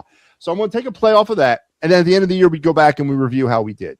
I won, by the way, this year. I smoked Kyle in my predictions. But anyway, we're going to do it a little differently. We're not going to go last place. We're going to talk first place in each division, all of baseball, national and American. We're going to do our 3 wild cards in each division or each league, our championship opponents, our World Series matchup, and of course, ultimately our World Series winner. And I will write these things down. And then when we do our season review show, which will be sometime around Thanksgiving, we'll reveal how we all did on this then. So I'm going to give it to Mike. Mike, I'm going to give you the honor here to lead off. You can start. We're going to start in the American League. You can start with any division you want, and then let's take it from there. All right, I'm going to name them in my order from 1 to 6. AL East, I'm going with the Boston Red Sox. I think they win that division this year with 98 wins. Number 2 in the American League, I'm going with the Detroit Tigers at 96 wins. The West, I'm going to go with the Seattle Mariners with 90 wins. My first wild card is going to be the Toronto Blue Jays with 94 wins. And my wild card number 2 will be the New York Yankees with 92.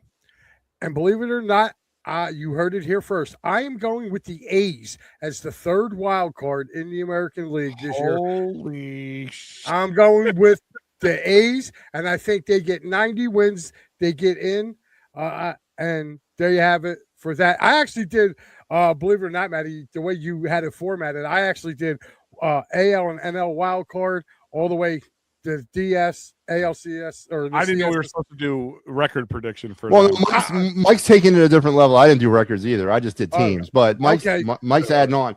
No, just I don't want to we could do all that, but let's just get to the meat of it. Wild card, and then we'll go right to the division. All right. So that was for the AL. Do you want me to keep going down the American League? Yeah. What's your ALCS? My ALCS is actually going to be Boston and Detroit, and I got Detroit winning that 4-2. So I have the Detroit Tigers making it to the World Series. All right, let's go with National League. National League. I got the San Diego Padres, number 1. I have the Phillies finishing number 2. Number 3, I have the Cincinnati Reds winning the Central. Number 4, I have the LA Dodgers. 5, I have the Atlanta Braves. 6, the Chicago Cubs. And my NLCS is a rematch from 2022. Phillies and Padres, and I got the Phillies winning in 7. I'm setting up a Phillies-Detroit World Series. And give me your winner. I'm taking my hometown Phillies. Yes, I'm homering it up. Phillies win 4-2. Scooble gets the only 2 wins. Wow. Somebody had to do it. It had to be me. All right, Al. Again, we'll go National League. Start with you. Any order you want to do it in. League? Yeah. All right. So I believe the Phillies will win the division again. They will. That's my feelings on that one. In the Central, I'm a little back and forth on this, but I think the Cubbies will win the Central on this one. I think Central's gonna be a little bit tighter race. And then, of course, the Dodgers in the West. I mean, I don't see the Dodgers not dodging anymore at this point right now. Now, your wild card teams, I think the Mets will win one of those wild card spots. I didn't put it in any order. That's fine. I'll list them 1 through 3. Doesn't really matter. Yeah, I have one. I have one, two, three. Yeah. I had the Padres, but I think they'll fail. The Padres do that too. I think as much as the Mets will Mets, I think the Padres will Padre as well. Like they always seem to have a good team build up, and then they just. And I always should say, they're in the Dodgers division. It's really hard for them, but they should still be able to get a wild card spot, but they don't. So I am going to put the Cardinals actually this year to make a wild card, take a wild card position. So again, it's the Phillies, it's the Cubbies, it's the Dodgers, okay, and then I'm going to have the the Mets, the Braves, and I'm going to have the Cardinals as your wild card teams. And your NLCS? NLCS. Dodgers. I've been back and forth on it. I have like 3 outcomes here. And I know if I say the Phillies, we're just going to get roasted, Mike. That's what I'm saying. We're just going to get roasted.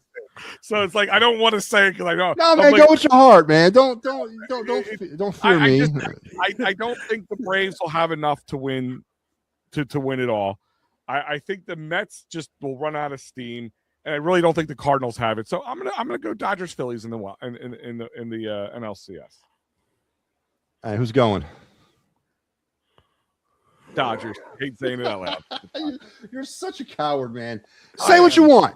No, I want it to be the Phillies, but if you go by like Al, put the house on it, bet the house on it. No. Well, I want you to be confident about it. I again, like you said, Al, bet the house. If it's Phillies Dodgers, I have to go with the team that has done it more often recently, and then go with the Dodgers. All right, what's your American League? American League. All right, let me flip over that one. All right, so I think the Yankees win the East. I think the Sox win the Central. The White Sox? Yeah. I mean, the Tigers. I can say the Okay. Sox. I wrote down the Sox. I don't know why. The Tigers win the Central. And then I have the Mariners also winning the West. But I have, and again, no particular order, I have the Guardians taking a wild card spot. I have the Blue Jays taking a wild card spot. Yeah. I have the Astros. I think Boston fails. Interesting. I really do. I Boston's think loaded. Boston is loaded, but Boston has done this before. They have loaded themselves up and failed to make the playoffs. So again, I'm not saying they haven't won in the past, but to me, sometimes that is a reason for them to lose. And it's going to be, listen, they're going to have, they usually will have, it's not hard for them to have 3 wild cards. I think the Orioles are going to put a fight in there. I almost had the Orioles in here for that. So I don't know, but my ALCS. Yep. I'm going to go Tigers, and I'm going to go Yanks. And who's going? The Tigers. Dodgers and Tigers. And did the Dodgers three-peat? The double D's, and yes, the Dodgers three-peat. I hate saying it out loud. I think that was worse than you making fun of us if I picked the Phillies. All right. Now it's my turn. Not a new show, Ryan. This is just our season premiere for the finals, for the Phightins Phinal. Our post game. Look, I even bought a hat just for this, by the way. I don't know, nobody's picked up on it. I mean, oh yeah, look at that. Phightins, it's a Philadelphia Phightins hat. Phightins. It's actually a new hat company I didn't even know was based in Delco. I just happened to find it. Oh, very cool. All right, I want to start in the American League as well.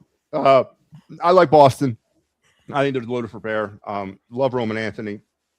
AL Central, I got Detroit, but I got a question mark with Detroit because this is an interesting year. Does Detroit actually, if they're in a pennant race, dare to trade Skubal at the trade deadline? Because they're not going to re-sign him. If you're in a pennant race, you get rid of the guy that probably but he's not coming back. That. Why? So they're not going to pay him. They're not going to give him the money, and I don't think he wants to come back. Think he's a Yankee? But I'm just saying, do the Tigers do the unthinkable in the middle of a pennant race, trade Skubal? I don't think not in the middle of a pennant race. No, but if you're dumb enough not to sign him, then you're dumb enough to keep him and let him walk for nothing. That's how I look at it. That's what I'm saying, though. They can't. I mean, that team has like scraped and clawed to get back to relevance, and now they're poised to be relevant. You could get a haul for him, a king's ransom, Literally a king's ransom, literally for school. Yeah, Mikey, I feel you. Mikey P, I feel you. I feel you, bud. It hurt every ounce of my body saying that. I hate making predictions about World Series and stuff at this time of year. It means absolutely nothing.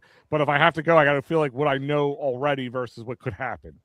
At that point, it's literally just a coin flip.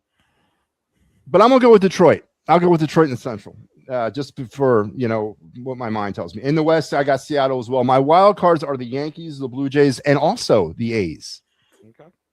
The A's are back. I mean, that is the most talented young offensive lineup in baseball right now. Is the Sacramento A's. The problem is they got no damn pitching, and that might be what kills them. But they're going to score a lot of runs. They're going to be an exciting team. In Sacramento this year? Yeah, they're in Sacramento this year and next. They're not in Vegas till 28. Wow. Yeah. I mean, man, that's gotta suck. They make no money on that. Like, yeah, they got to share it with the River Cats. Yeah, they have like tickets probably for like $8. It has to be cheap as shit to go. And you gotta, the clubhouse, you gotta walk out to the outfield to get to the clubhouse. It's not through the dugouts. You gotta walk down the line. It's out in left field. It's the clubhouse. Yeah. So anyway, my ALCS. Yeah, I'll be back. My ALCS is Boston and Seattle, and I like Boston going through into the World Series. My NL. Give me the Phillies in the East. Until somebody else tells me, listen, offensively, the Mets are the best offense on paper in the East. Pitching is the Phillies hand down. Not only they are the best in the East, they're probably top 5 in all baseball. And until that tells me something differently, I'm going to go with the Phillies because pitching wins you during the regular season. Yeah. Clutch hitting wins you in the World Series or in the playoffs. Like, that's just how it is. Until someone proves otherwise, I'm going to go with the Phillies in the East. In the Central, I got Cincinnati, Milwaukee. Milwaukee did absolutely nothing in the offseason except lose people. Cincinnati's got a little bit better, so I'm going to go ahead and go with Cincinnati on this one. So they're mailing it in. But that NL Central is a friggin' disaster. If you ask me, it's always tight. That's why I say it's always tight. Yeah, and in the West again, until somebody proves otherwise, it's the Dodgers. My wild cards are the Mets, the Braves, and the Padres. I like the Phillies and the Dodgers in the NLCS as well, but I like LA going through to play Boston, and LA will, they will three-peat, if you're asking me. So Joe Hale has Judge as the AL MVP again, possibly. It would be like the 4th time in his career. It would be 3 years in a row. 3 years in a row, yeah. Like his 5th ever. Listen, I would be happy if this turnout happens. Harper's an MVP. You'd be the happiest guy in the world. The only other prediction that would make me happier is Mike's. That's the only other prediction that would make me happier. Dave wants to know, Al, who's your NL wild card? We just did it, right? Yeah. I think he wants to know who my wild card team is. Or does he went to wild card game? Wild card game. 3 wild card teams. There's 3 teams. I don't know what he means by I did that already. Yeah, it's you got you got Dodgers, Atlanta, and the Cubs. No, I'm sorry, you got St. Louis, the Mets, and the Braves. And the Braves, yeah. Yeah, that was yours. All right. That was fun, and we'll talk about this. We'll revisit this back in November when the season ends to see how we did. Maybe like at the halfway point game, we'll see who's if any of us are close to that. Even though still it means nothing at that point, but you know what I mean. We'll take a look at that. All right, let's get on to the next thing. Al, you put this in the chat earlier today, and I think it's pretty fun. Without having a breakout season, I believe I'm wording this correctly. What Phillies player do you think will have, I guess, the breakout impact on this team this year? Right? Is that kind of what am I wording it right? I'll give you mine because I've already kind of said it earlier. So what I said was not who do you want to see or who do you think will have a breakout year, but if somebody has a good breakout-ish year, could make a difference for this team. Like Andrew Painter could have a breakout year. Say like comes out and just stuns the world. Doesn't mean we win anything, but like in my eyes, I said it earlier. Bryson Stott. If Bryson Stott can be a consistent 300-ish hitter, get on base, be in that 2 spot and produce, That could be a big difference maker for the Phillies. So that's not who I want or who I feel, but it's just who could make the difference. In your eyes, if they had a breakout year, who could make the difference? And we'll go with you to start, Alice. It's just your baby. Who do you think that is? Well, I already said it. I said Stott. Stott is Bryson my Stott. guy.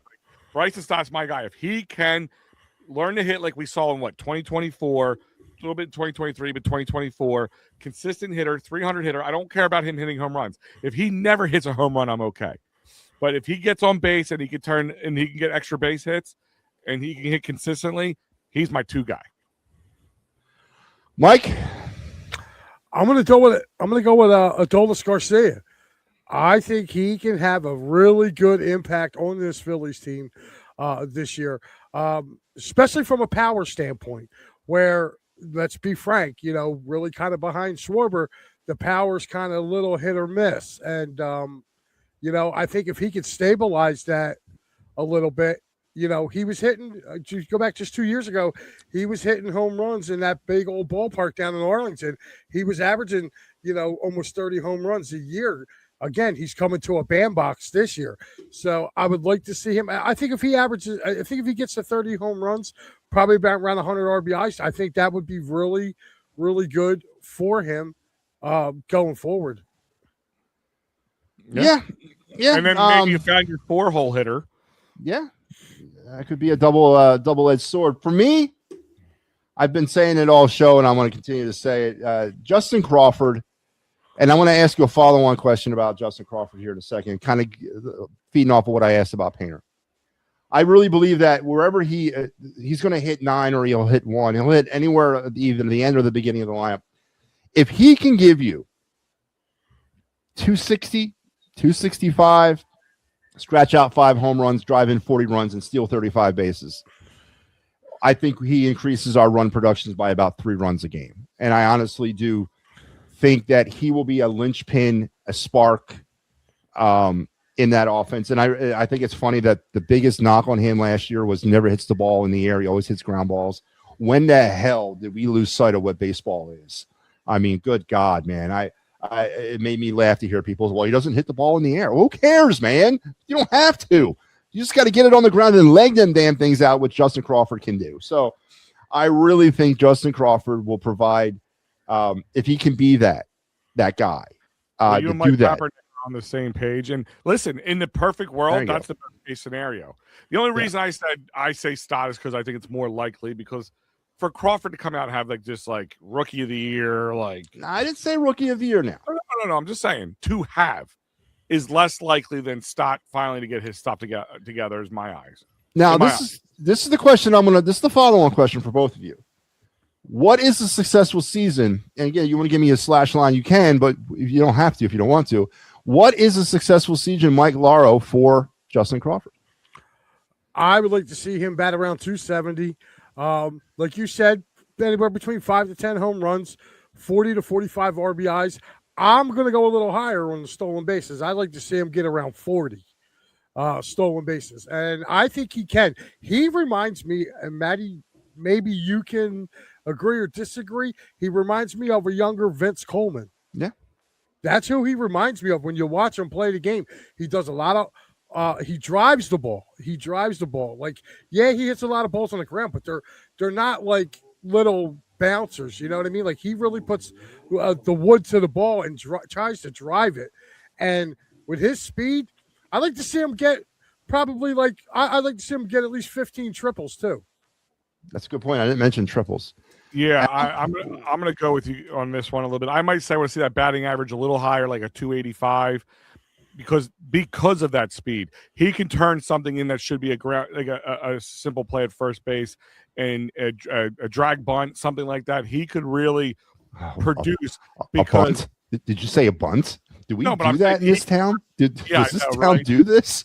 But that's where I would like to see the buck the system, really, like manufacture getting on base, getting in scoring position. Like, that's what this team lost. When this team had some really good success, I keep telling this about last year, was when they kind of started out hot, then they kind of cooled off really quick for a week or so. Then they came back, but they weren't really hitting well, but they were manufacturing runs. They were manufacturing, getting on base, They were taking a lot more pitches. They were forcing pitchers to throw the ball more. They were getting walked. They were getting on, and they were moving around the bases. That's what I want to see. Like, I think he can do that, and I think he can get those extra base hits. I'm with Mike. I could care less. Again, this guy gets 1 home run. I can see the extra base hits, and I am close. Like, I'll be more realistic, 30 to 35 stolen bases. He's going to make a mistake somewhere. 3 or 4 mistakes is easy. Steve, 96 wins, dethrone the Dodgers in NLCS. Yeah. I'll take that all day long. And remember, hit that subscribe button, brother. Hit that subscribe button. Post game, every game. Yeah, there you before go. all that medication wears off. Hit the subscribe button. Steve Garrison, you got me pumped, brother. I'm ready to go. I'm ready to go through this wall right here. The Phillies got me going. You know me in baseball. I'm hot and ready to roll. But yeah, I would like to see doubles because he's the kind of guy who's going to turn a single into a double into a triple, those kind of things. And he's going to help. He is going to help manufacture runs when runs may not be there all the time. Let's be honest. This team will do its thing occasionally. It's just you have to minimize that. The one thing, too, I want to say that I seen just watching some of his highlights from last year from Lehigh Valley, too, is, I want to see him do like he also did. He had a lot of balls in the gap, too, like line drives that were getting down like in between the fielders. And, he was off to the races. If he can do that up here, man, like I said, that 9-1 slot, that 9-1, and then whoever they have it to, like I said, it's going to be a really tough thing to get through that Phillies lineup and be able to turn that lineup over. And another thing, too, is we got to see how, he's got a pretty good eye, too. He walked a lot last year, Dick Crawford. So, again, any way you can get this kid on base, it's going to, like you said, Matty, it's going to manufacture runs. And I really like to see them do it. I think they got the boppers this year. What I mean by the boppers is, you have Harper's going to give you some, but you got Schwarber. But I'm telling you, I'm in love with Garcia. I think Garcia is going to really, really help this team from a power standpoint. Not just home runs, doubles as well. He's also a gaps hitter. He hits a lot of balls in the gaps as well. He can literally flex at the baseball and make it jump out the yard. Yeah, I mean, this dude's going to be – and here's the thing. Defensively, again, we talked about it. They upgraded from Castellanos. This dude has got a cannon, which he just showed off the other day. One ball off over his head, off the wall, turns and rifles it in, and he gunned the dude out by about 4 feet. Yeah. So – I'm real excited about this Philly season. I think they have a chance to make a lot of noise. And to go along with what you're saying and along with what Steve's saying, I think this is true. I think this is one of the reasons that outside of his son taking BP in the middle of a playoff run, I think this was one of the biggest reasons that the team. Can you imagine that? Hey, Liam, I really got to get in here and get some swings in, man. Matty B, I can 100% imagine that. And that's the problem, that is a reasonably imaginable thing from Nick Castellanos. Because what happens is when you kowtow to somebody who doesn't live up to his expectations, he doesn't expect you to stop kowtowing to him. And that's what happened. But I agree with Steve here. Getting rid of Casty might cut down everyone's chase rate. I don't know if it's everyone's, but I think if this team's identity is home run or nothing, long ball or nothing. And I think what they really should do in the clubhouse is that you know how, like, remember Major League, the movie, they had the cardboard cutout of the owner, and they would take a piece of her dress off at every time they won a game. What they should do is get a naked picture of somebody they don't want to see and take a piece of the dress off every time somebody hits a home run. I know that's the craziest thing to say, but if we can limit the home runs on this team and just let them hit, could be a world of a difference. It could. All right. Now, we are going to focus some attention before we move on to our other segment, but I do want to backtrack a little bit to some of the players or to this Phightins Phinal. But again, for those of you just joining in, welcome to the Phightins Phinal. This is this is the best. This is the most consistent Phillies post-game show you'll ever find. I mean, we come at you for 162 games. We are there. And trust me, we are battle-tested. God knows we are battle-tested. Against each other alone. Yeah. So each week on Sunday here on the Phightins Phinal, we do an extra segment on the post-game called the Down the Phillies Farm segment. And it's a romp through the Phillies minor league system that I I'm very proud of, because I think over the past 2 or 3 years, I think we've enlightened a lot of people and educated a lot of people on the prospects that are currently down in the system. And yeah, there was a time where the name Otto Kemp, I was one of the first to really bring that name to the surface. Gabriel Raconis Jr., Painter, Crawford. These were names that we talked about on a like consistent basis every week. And I took great pride in that we educated a lot of people and informed a lot of people and enlightened. Well, another year, another Down the Phillies farm segment will start, but we will not have one this Sunday because there's no farm system to report on until the following Sunday, which will just be AAA. And then the following week after that, we'll get them all in except for the FCL or the rookie leagues. They don't start till a little bit later on in May, but there are some names, notables, that are still toiling in our minor league system that are now the new faces of the future, if you want to call them that. And I want to go with the name that was on everybody's lips heading into this season. An injury has sidelined him indefinitely, and that's Aiden Miller, who's never took a swing in spring training, and the start of his season will definitely be on hold. I have not heard anything definite about what the injury is. His lower back is what I've heard. Does this take the pressure off Alec Boehm? Does it put the pressure on the Phillies? What does this injury to Aiden Miller mean, if anything, Mike Lauro? Nothing. It means nothing. You let that kid heal, and I believe he was going to go to AA to start out the season. Triple. Oh, he was going to AAA. Okay. Yeah. So he's going to be in AAA. You let him heal up. You let him get into the swing of things, and if everything starts to move, then you talk about bringing them up. Or if you have a contingency plan, you want to leave them down there for a year. Like I said, you have Otto Kemp who can go and play third base. You know what I mean? So, and then you can bring Miller up next year.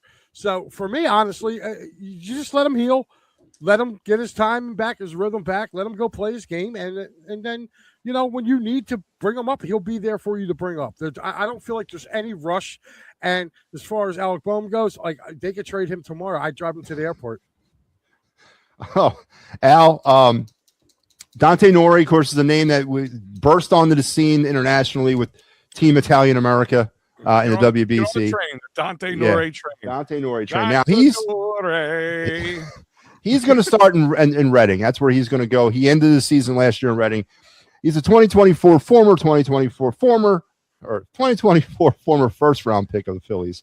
Has really done an outstanding job to get to AA by this point in his minor league career. Same question when it comes to the outfield of the Phillies, and you're looking at the uncertainty of Brandon Marsh, or the frustration that is Brandon Marsh. And then, of course, the short term that Garcia is only a 1-year deal. Is there extra pressure put on Nori, and is there an extra set of eyes on him? And do you anticipate seeing a Dante Nori, Justin Crawford, potential Gabe Raconis Jr. outfield in 2027? I mean, I feel like I'm going back in time to 2007. Put me in that old DeLorean, gun it to 88 miles per hour, and give me that homegrown outfield with some talent, baby, because I'm all about it. Yes, I don't know if it puts pressure on him to do so, because that would just be cherry on the top, right? Like, and don't forget, way against the Phillies' normal MO. Let's just put that out there. They rarely push a guy and let him gun it that way, right? So that's another kind of factor to look into it. But I love everything about it. I mean, even today's spring breakout game, or yesterday, whatever it was, spring breakout game, he had 2 RBIs in that game, right? Alone. He had it at one foul swing. He is producing. He's going to the World Baseball Classic. He made the all-tournament team for that. Yes, he did. Dante Nori is really turning heads, and hopefully will continue. The old Aiden Miller thing we talked about, the only thing I really sucked about this spring training is we didn't get to see any Aiden Miller. I really thought of maybe give him a little run for his money. I do not think Aiden Miller was going to make the team outside of some incredible spring training where he's hitting 700. You know what I mean? Like, I didn't think that was going to happen, but I would have liked to see him get a little, little run for his money, because he could be in here next year. Because the question is, do you think any of these guys, even if they have a really good run down in the minors, the Phillies aren't known for pulling guys up? It was the last time we did Johan Rojas. Would that worked out well? Right? Like, it's just, it made him do drugs. No offense to Johan Rojas, but he turned to the illegal stuff to get through all that pressure. Too soon for that? Is that? Yeah. No. He's an idiot. He's something stupid. Listen, man, I always say with these guys, there's a lot of pressure on to do well, I guess. But you also hurt the team. And again, that's 3 guys in 2 years that the MLB has some sort of secret squad looking at that under a microscope. 3 guys in 2 years. Yeah, 3 guys in 2 years. Yeah. So that's a big problem. Again, 2 of the guys nobody cares about, and Alvarado, whatever. My point is, I think there isn't pressure on him, but maybe pressure on the team on the team to get him up here sooner rather than later. Yeah. Now I'm gonna talk about a prospect that came on the scene last year. That's Gage Wood. Yep. For those of you, I remember this conversation. You wanted to bring him up, pitch in the playoffs after they drafted him. They wanted to bring him up in like 2 months. Yeah, they wanted to bring him up, pitch in the playoffs after he pitched the no-hitter in the College World Series, and he struggled a little bit down there in Clearwater with the Threshers. But with the wave of future of the rotation now, obviously locking up Luzardo, locking up Sanchez, now hoping that Painter is what he's supposed to be. Gage Wood is part of that future rotation, 2028 circa. Obviously, he's going to start in Clearwater again, and I would like to see Gage Wood get to at least Jersey Shore, finish the season out strong in High A, and then start next year in Reading. I know the Phillies were dead set. They want him to be a starter. They don't want him to be a reliever, and there's been a lot of talk about that, but I agree. I think he's got starter on written all over him. So for those of you that are interested, of course, the summer of baseball here in Philadelphia, this is going to be a great summer. We got the All-Star game, 250th anniversary of the country. We got our birthday of the country. We got the Futures game. We got the draft. Now, I want to get your opinion on this, because for those of you out there who don't think the Phillies are trying to spend money, and they are. So originally the Phillies were projected to select 26th overall in this year's draft. Well, because they violated tier 2 of the tax, they were penalized 10 draft picks. So they are picking at 36th overall, which is considered not the second round. It's considered the competitive A bracket of the draft. So they lost 10 draft picks for busting the tax. And what 13-year-old are they going to draft now? I mean, and this is the year we're hosting the draft, and they're picking not even in the first round technically. But Al, I mean, with the CBA expiring and all the talk about a salary cap and all the talk about how to sort of put some of these players back in their place, how important is this again with the minor league system and the overall development and seeing the fruit start to bear? How important is this thing going forward?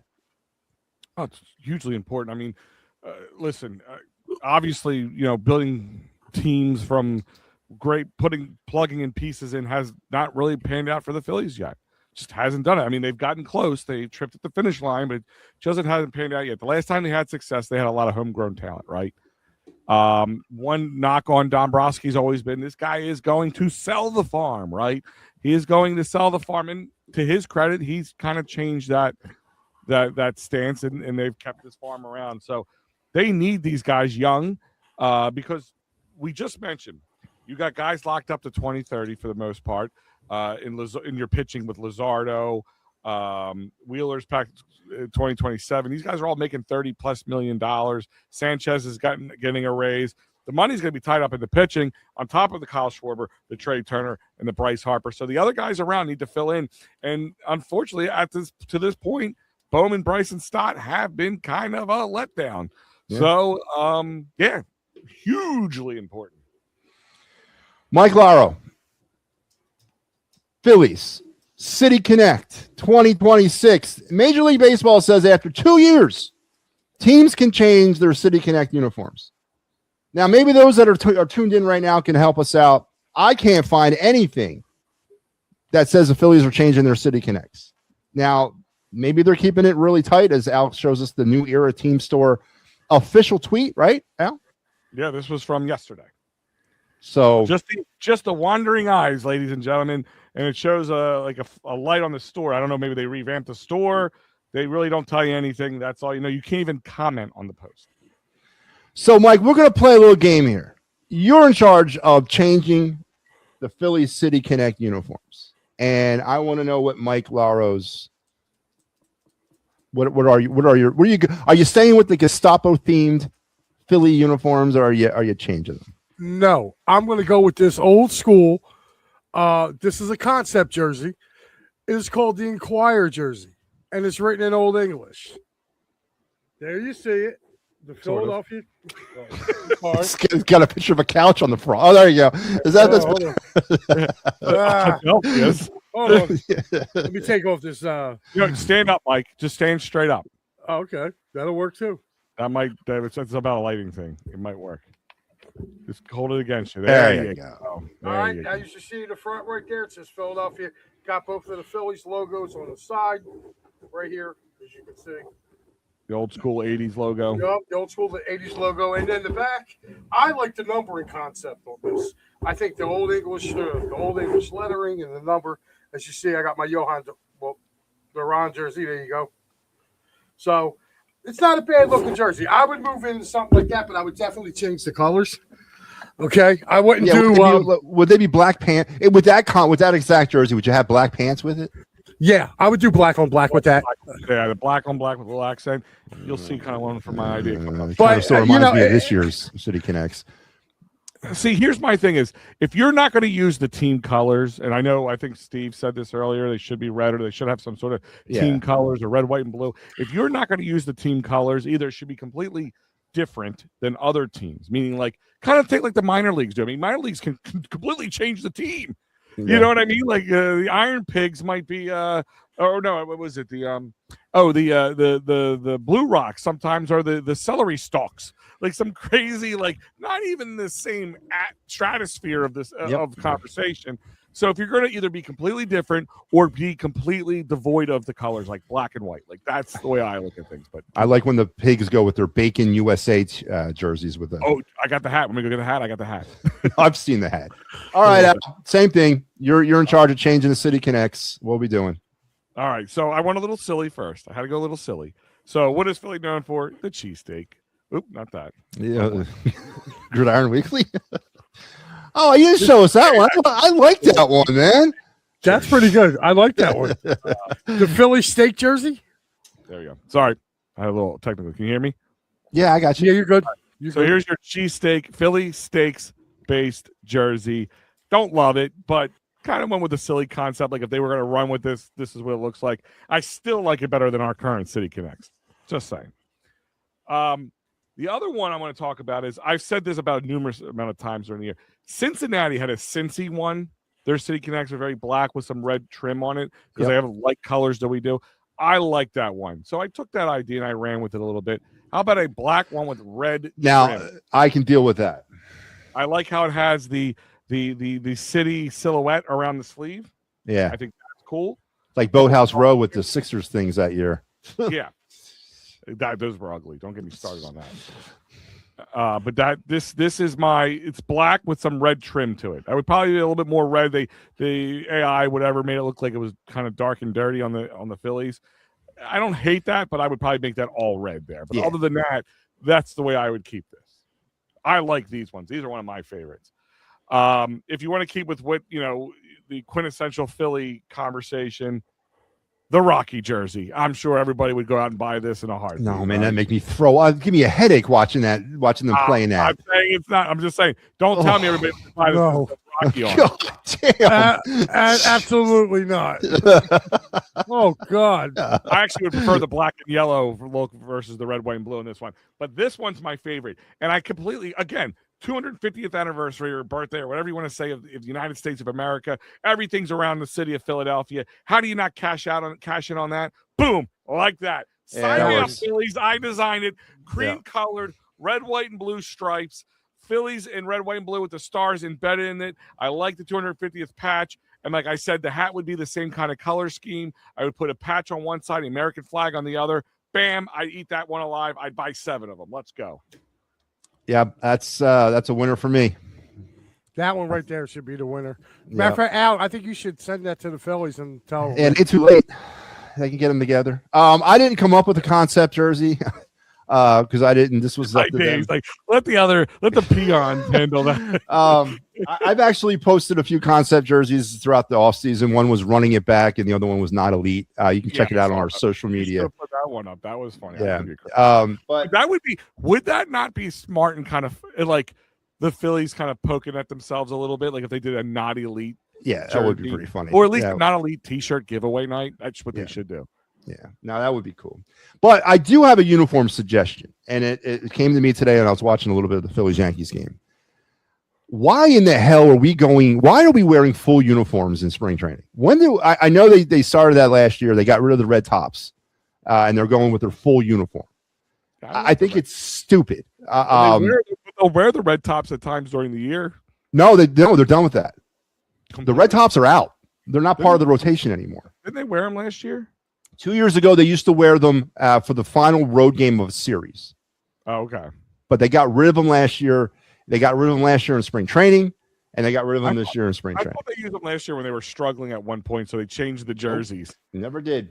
It's either the powder blues on Thursday, or was it Wednesday afternoon? The Thursday afternoons. Thursdays. Yeah, Thursday games is the powder blues. Fridays is the City Connects. Saturdays is the cream, and Sundays is the cream, right? Or no, Saturday day games is the cream. Saturday night games are pinstripes, and then the creams are Sunday. Can they start going back to the maroon and white jerseys? They should wear all. Remember those all maroon? Remember they did that one year with McCutcheon? Yeah, Kutch was wearing it. Like, to be honest with you, I would be okay if they ever changed their color scheme and went back to that baby blue, powder blue, whatever you want to call it, and maroon, and that was like home away. Like the grades would, like the powder blue might be the way, the maroon might be home, or vice versa. Whatever. I'd be okay with that. I'd be all right with that. Go back to the old school P. With the old school P there. Yeah, I'd go back to the old school uniforms, the ones I grew up with. Do it though, because we're still buying it anyway. Yeah. All right. Anyway, that was fun. So, are we good? Are we caught up on the comments? Are we good? I'm gonna hit them real quick. Let's see what they say. I like those. I like it. So I don't know which one they were talking about. I love the Philly steak jersey. Mikey, you know what? Yeah, but here's my problem.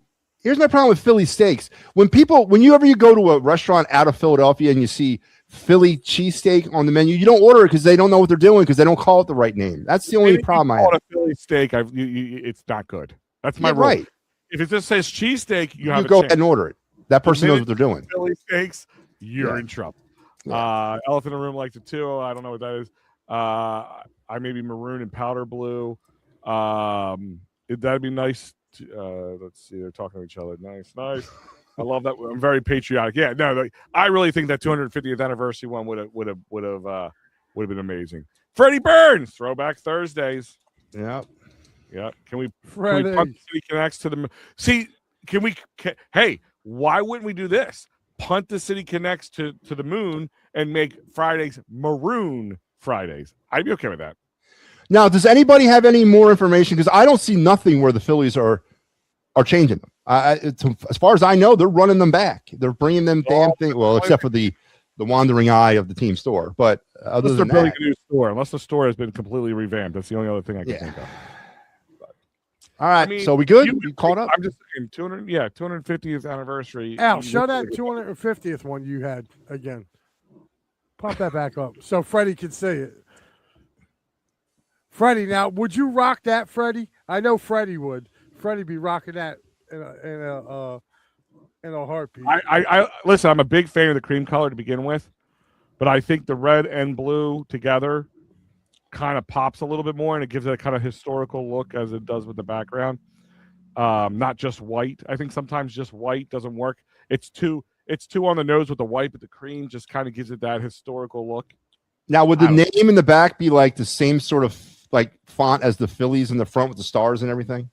That's a good question. Maybe more like the 76. Okay. Yeah. Like blocky. Blocky, maybe if you could look closely, I wish I could zoom in on it. You see there's a little hint of red underneath, kind of like before the goldish stroke on that. So I don't mind that little red on it. I think it looks nice. Let me hit a couple more of these comments here. I think they win 96 games, win the NL East, dethrone the Dodgers. Yeah, listen, I'm all about that. You had me a hello. Nola bounces back. I think that's true, too. Again, I didn't believe it was cooked last year. I think he had a bad year last year. He was probably injured as well. I agree. They will never win a championship with those jerseys. They will never. What do you mean with the Philly City Connect? Or yeah, when you show the connection. Oh, I think he's saying hell yeah. Okay, all right. Stock continues to improve. 100%, Steve. Luzardo, Nola, and Sanchez all finished in the top 10 for the Cy Young. That would be pretty amazing. When was the last time a team had top 10 pitchers, starting pitchers in the Cy Young? Wow. Who created this? This guy. Well, actually, AI, not AL. I put all the parameters in, made a couple adjustments to it, but ultimately, yes, it was AI. Man. All right. Well, listen. By the way, just a side note: the Phillies were 10-3 last year wearing those City Connect uniforms, so that was pretty heighty. And Al had most of those games himself, which again, dude, doing a Brewers Phillies game on a Friday night, winning those jerseys was very confusing at times. Yeah. Oh yeah. No, there was. You took your eyes away from the screen and back to the screen again. It got a little confusing. Oh, and I wanted to point this out for anybody. As a guy who has 4 kids, it's really hard to get out to the games. For those local people, Delaware County, Philadelphia, all that stuff, the Wilmington Blue Rocks, which is a Nationals single A, right? Single A. High A affiliate. They actually open up the season on April 3rd, 4th, and 5th when the Phillies are playing the Rockies against the Jersey Shore Blue Claws. There you go. Right off the bat. You can go right up there, check them out, and I don't think they play them again until sometime in May. They play them at home again on May 19th after that for a whole week. So it's a cheap way to go. It's real close, especially Delaware County. I mean, it's from my house to here, 12 minutes with no traffic, tops. That's how I got Arun Escobar's side of my ball from home. Got my kids. Well, that's what happens when you live in Delaware, Al. It helps to bridge that travel gap. Yeah.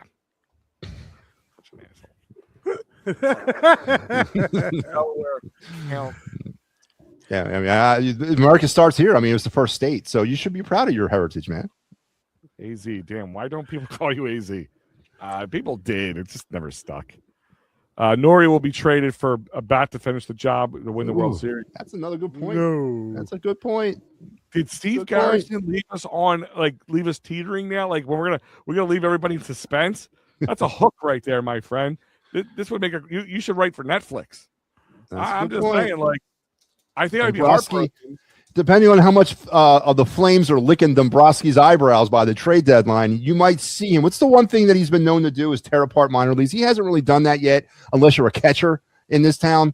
But this might be a different year because he might be feeling the pain and the heat, and he might pull the trigger on the desolation of the minor leagues this year. I am worried about that. That's no joke. Wait a minute, Nori for Buxton, Trout, or Adele? None of them. Yeah, none of them. Over the Trout thing. Can we just move on? None. Be moving on from that at this point. Yeah, I mean, I'm over the whole Trout to Philadelphia thing. It's not going to happen. All right, let's wrap this up. We are coming up. The one thing I would like to see is this man join me for a post-game show. One Phillies post-game show. Listen, you know how I feel about Freddie Burns, and Freddie knows how I feel. Either, but, No, Freddie knows how I feel about him too. So, stop messing around, Freddie Burns. All right, stop messing around. That's all I'm going to say. Come home. Oh man, Michael Patrick, if he could pull anything, if he's going to sell the minor league, it better if he Paul Skeens. Now that I would, he'll be a heartbeat. You mean the Pirates? You mean the Pirates, the Yankees minor league system? Yeah, I do it. That's what it is. I do it.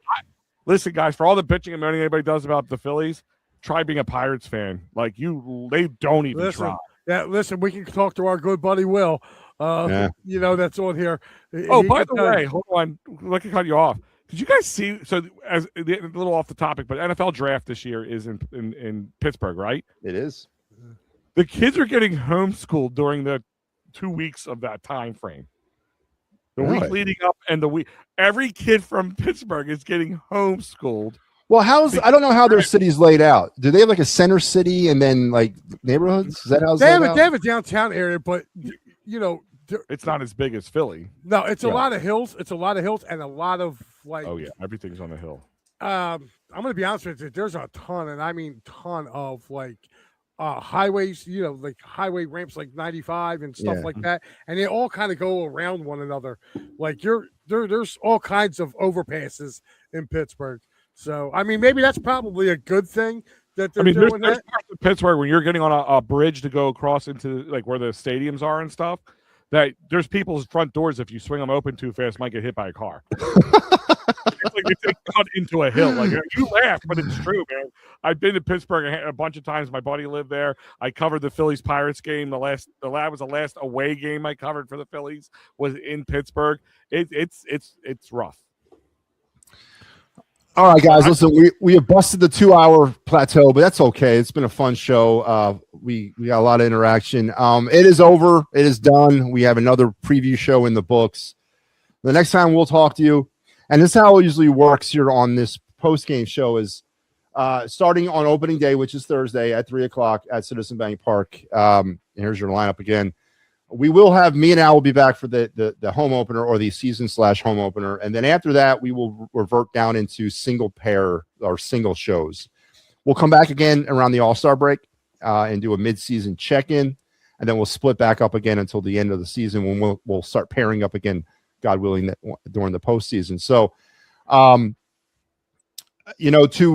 all the past successful seasons that we've had here on this show, I know we're going to have another good one, and all the hard work.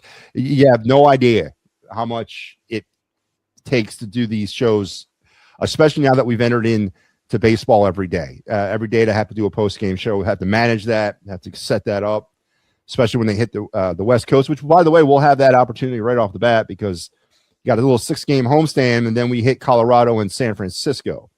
So right off the bat, we're going to be heading out on a West Coast trip. So, but you have no idea how much it takes and how much dedication it takes to do this show. So thank you, gentlemen, for all the past work, and here's to a great season, which I know we'll have. And we'll let you go there, Al. Mike, we'll start with Al. Tell them where we'll find you, and give me any last parting words that you might have. Find me right here, the It's a Wrap Sports Network.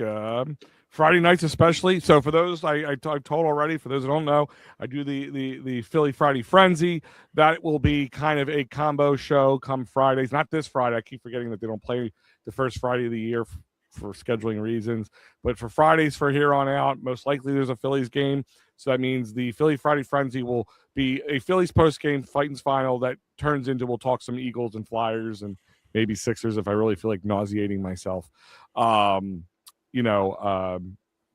After the 30 minutes or so of talking about that game that happened that day. And then we'll talk about everything else. So that will change. You'll see me on a couple other Phightins Finals as well. And, of course, Sunday mornings with that crazy knucklehead right below me, Mike Ularo, my buddy. Yeah, and before I turn over the mic, because we also have a problem this year that we have never had before on this network, because we do a Flyers post-game show. Thankfully, Flyers late season play. Up to this season, I haven't had the convergence of a Phillies beginning season and a Flyers meaningful season, because it was usually wrapped up by now. But that's not going to be the case. As we look like we're going to have meaningful hockey in April, and me and Mike were going to be doing that as well. So again, this adds another layer to the diversity that is doing these post-game shows with a 3-man staff. But here's your clear of the ice for the week. I'll be here. That Tuesday night with me is going to be a twofer with the final word. Mike will have you Thursday, as me and Al will be doing this Phillies. I'll have you on Saturday because Mike will be doing the Phillies. Mike will have you on Sunday because I'm doing the Phillies. So you can kind of get an idea of how this is bounced around. You might see me on a Flyers post-game show. If, right. Al might jump in. Yeah, for the next couple of weeks, it's going to be interesting. And if they make the playoffs, we'll go from there. I'm digging it, man. Listen, yeah, it's a good problem to have. If you ain't seen enough of us, you're about to, because we're going to be on here. Listen, I always said, since when I started running EOP back in the day, I said the two craziest, busiest times to schedule were late September into October, and then late March into April. Even when the Flyers weren't good, and the Sixers, because at that time we covered the Sixers a lot too. So it's really hard to get just to try to figure out who's when and where.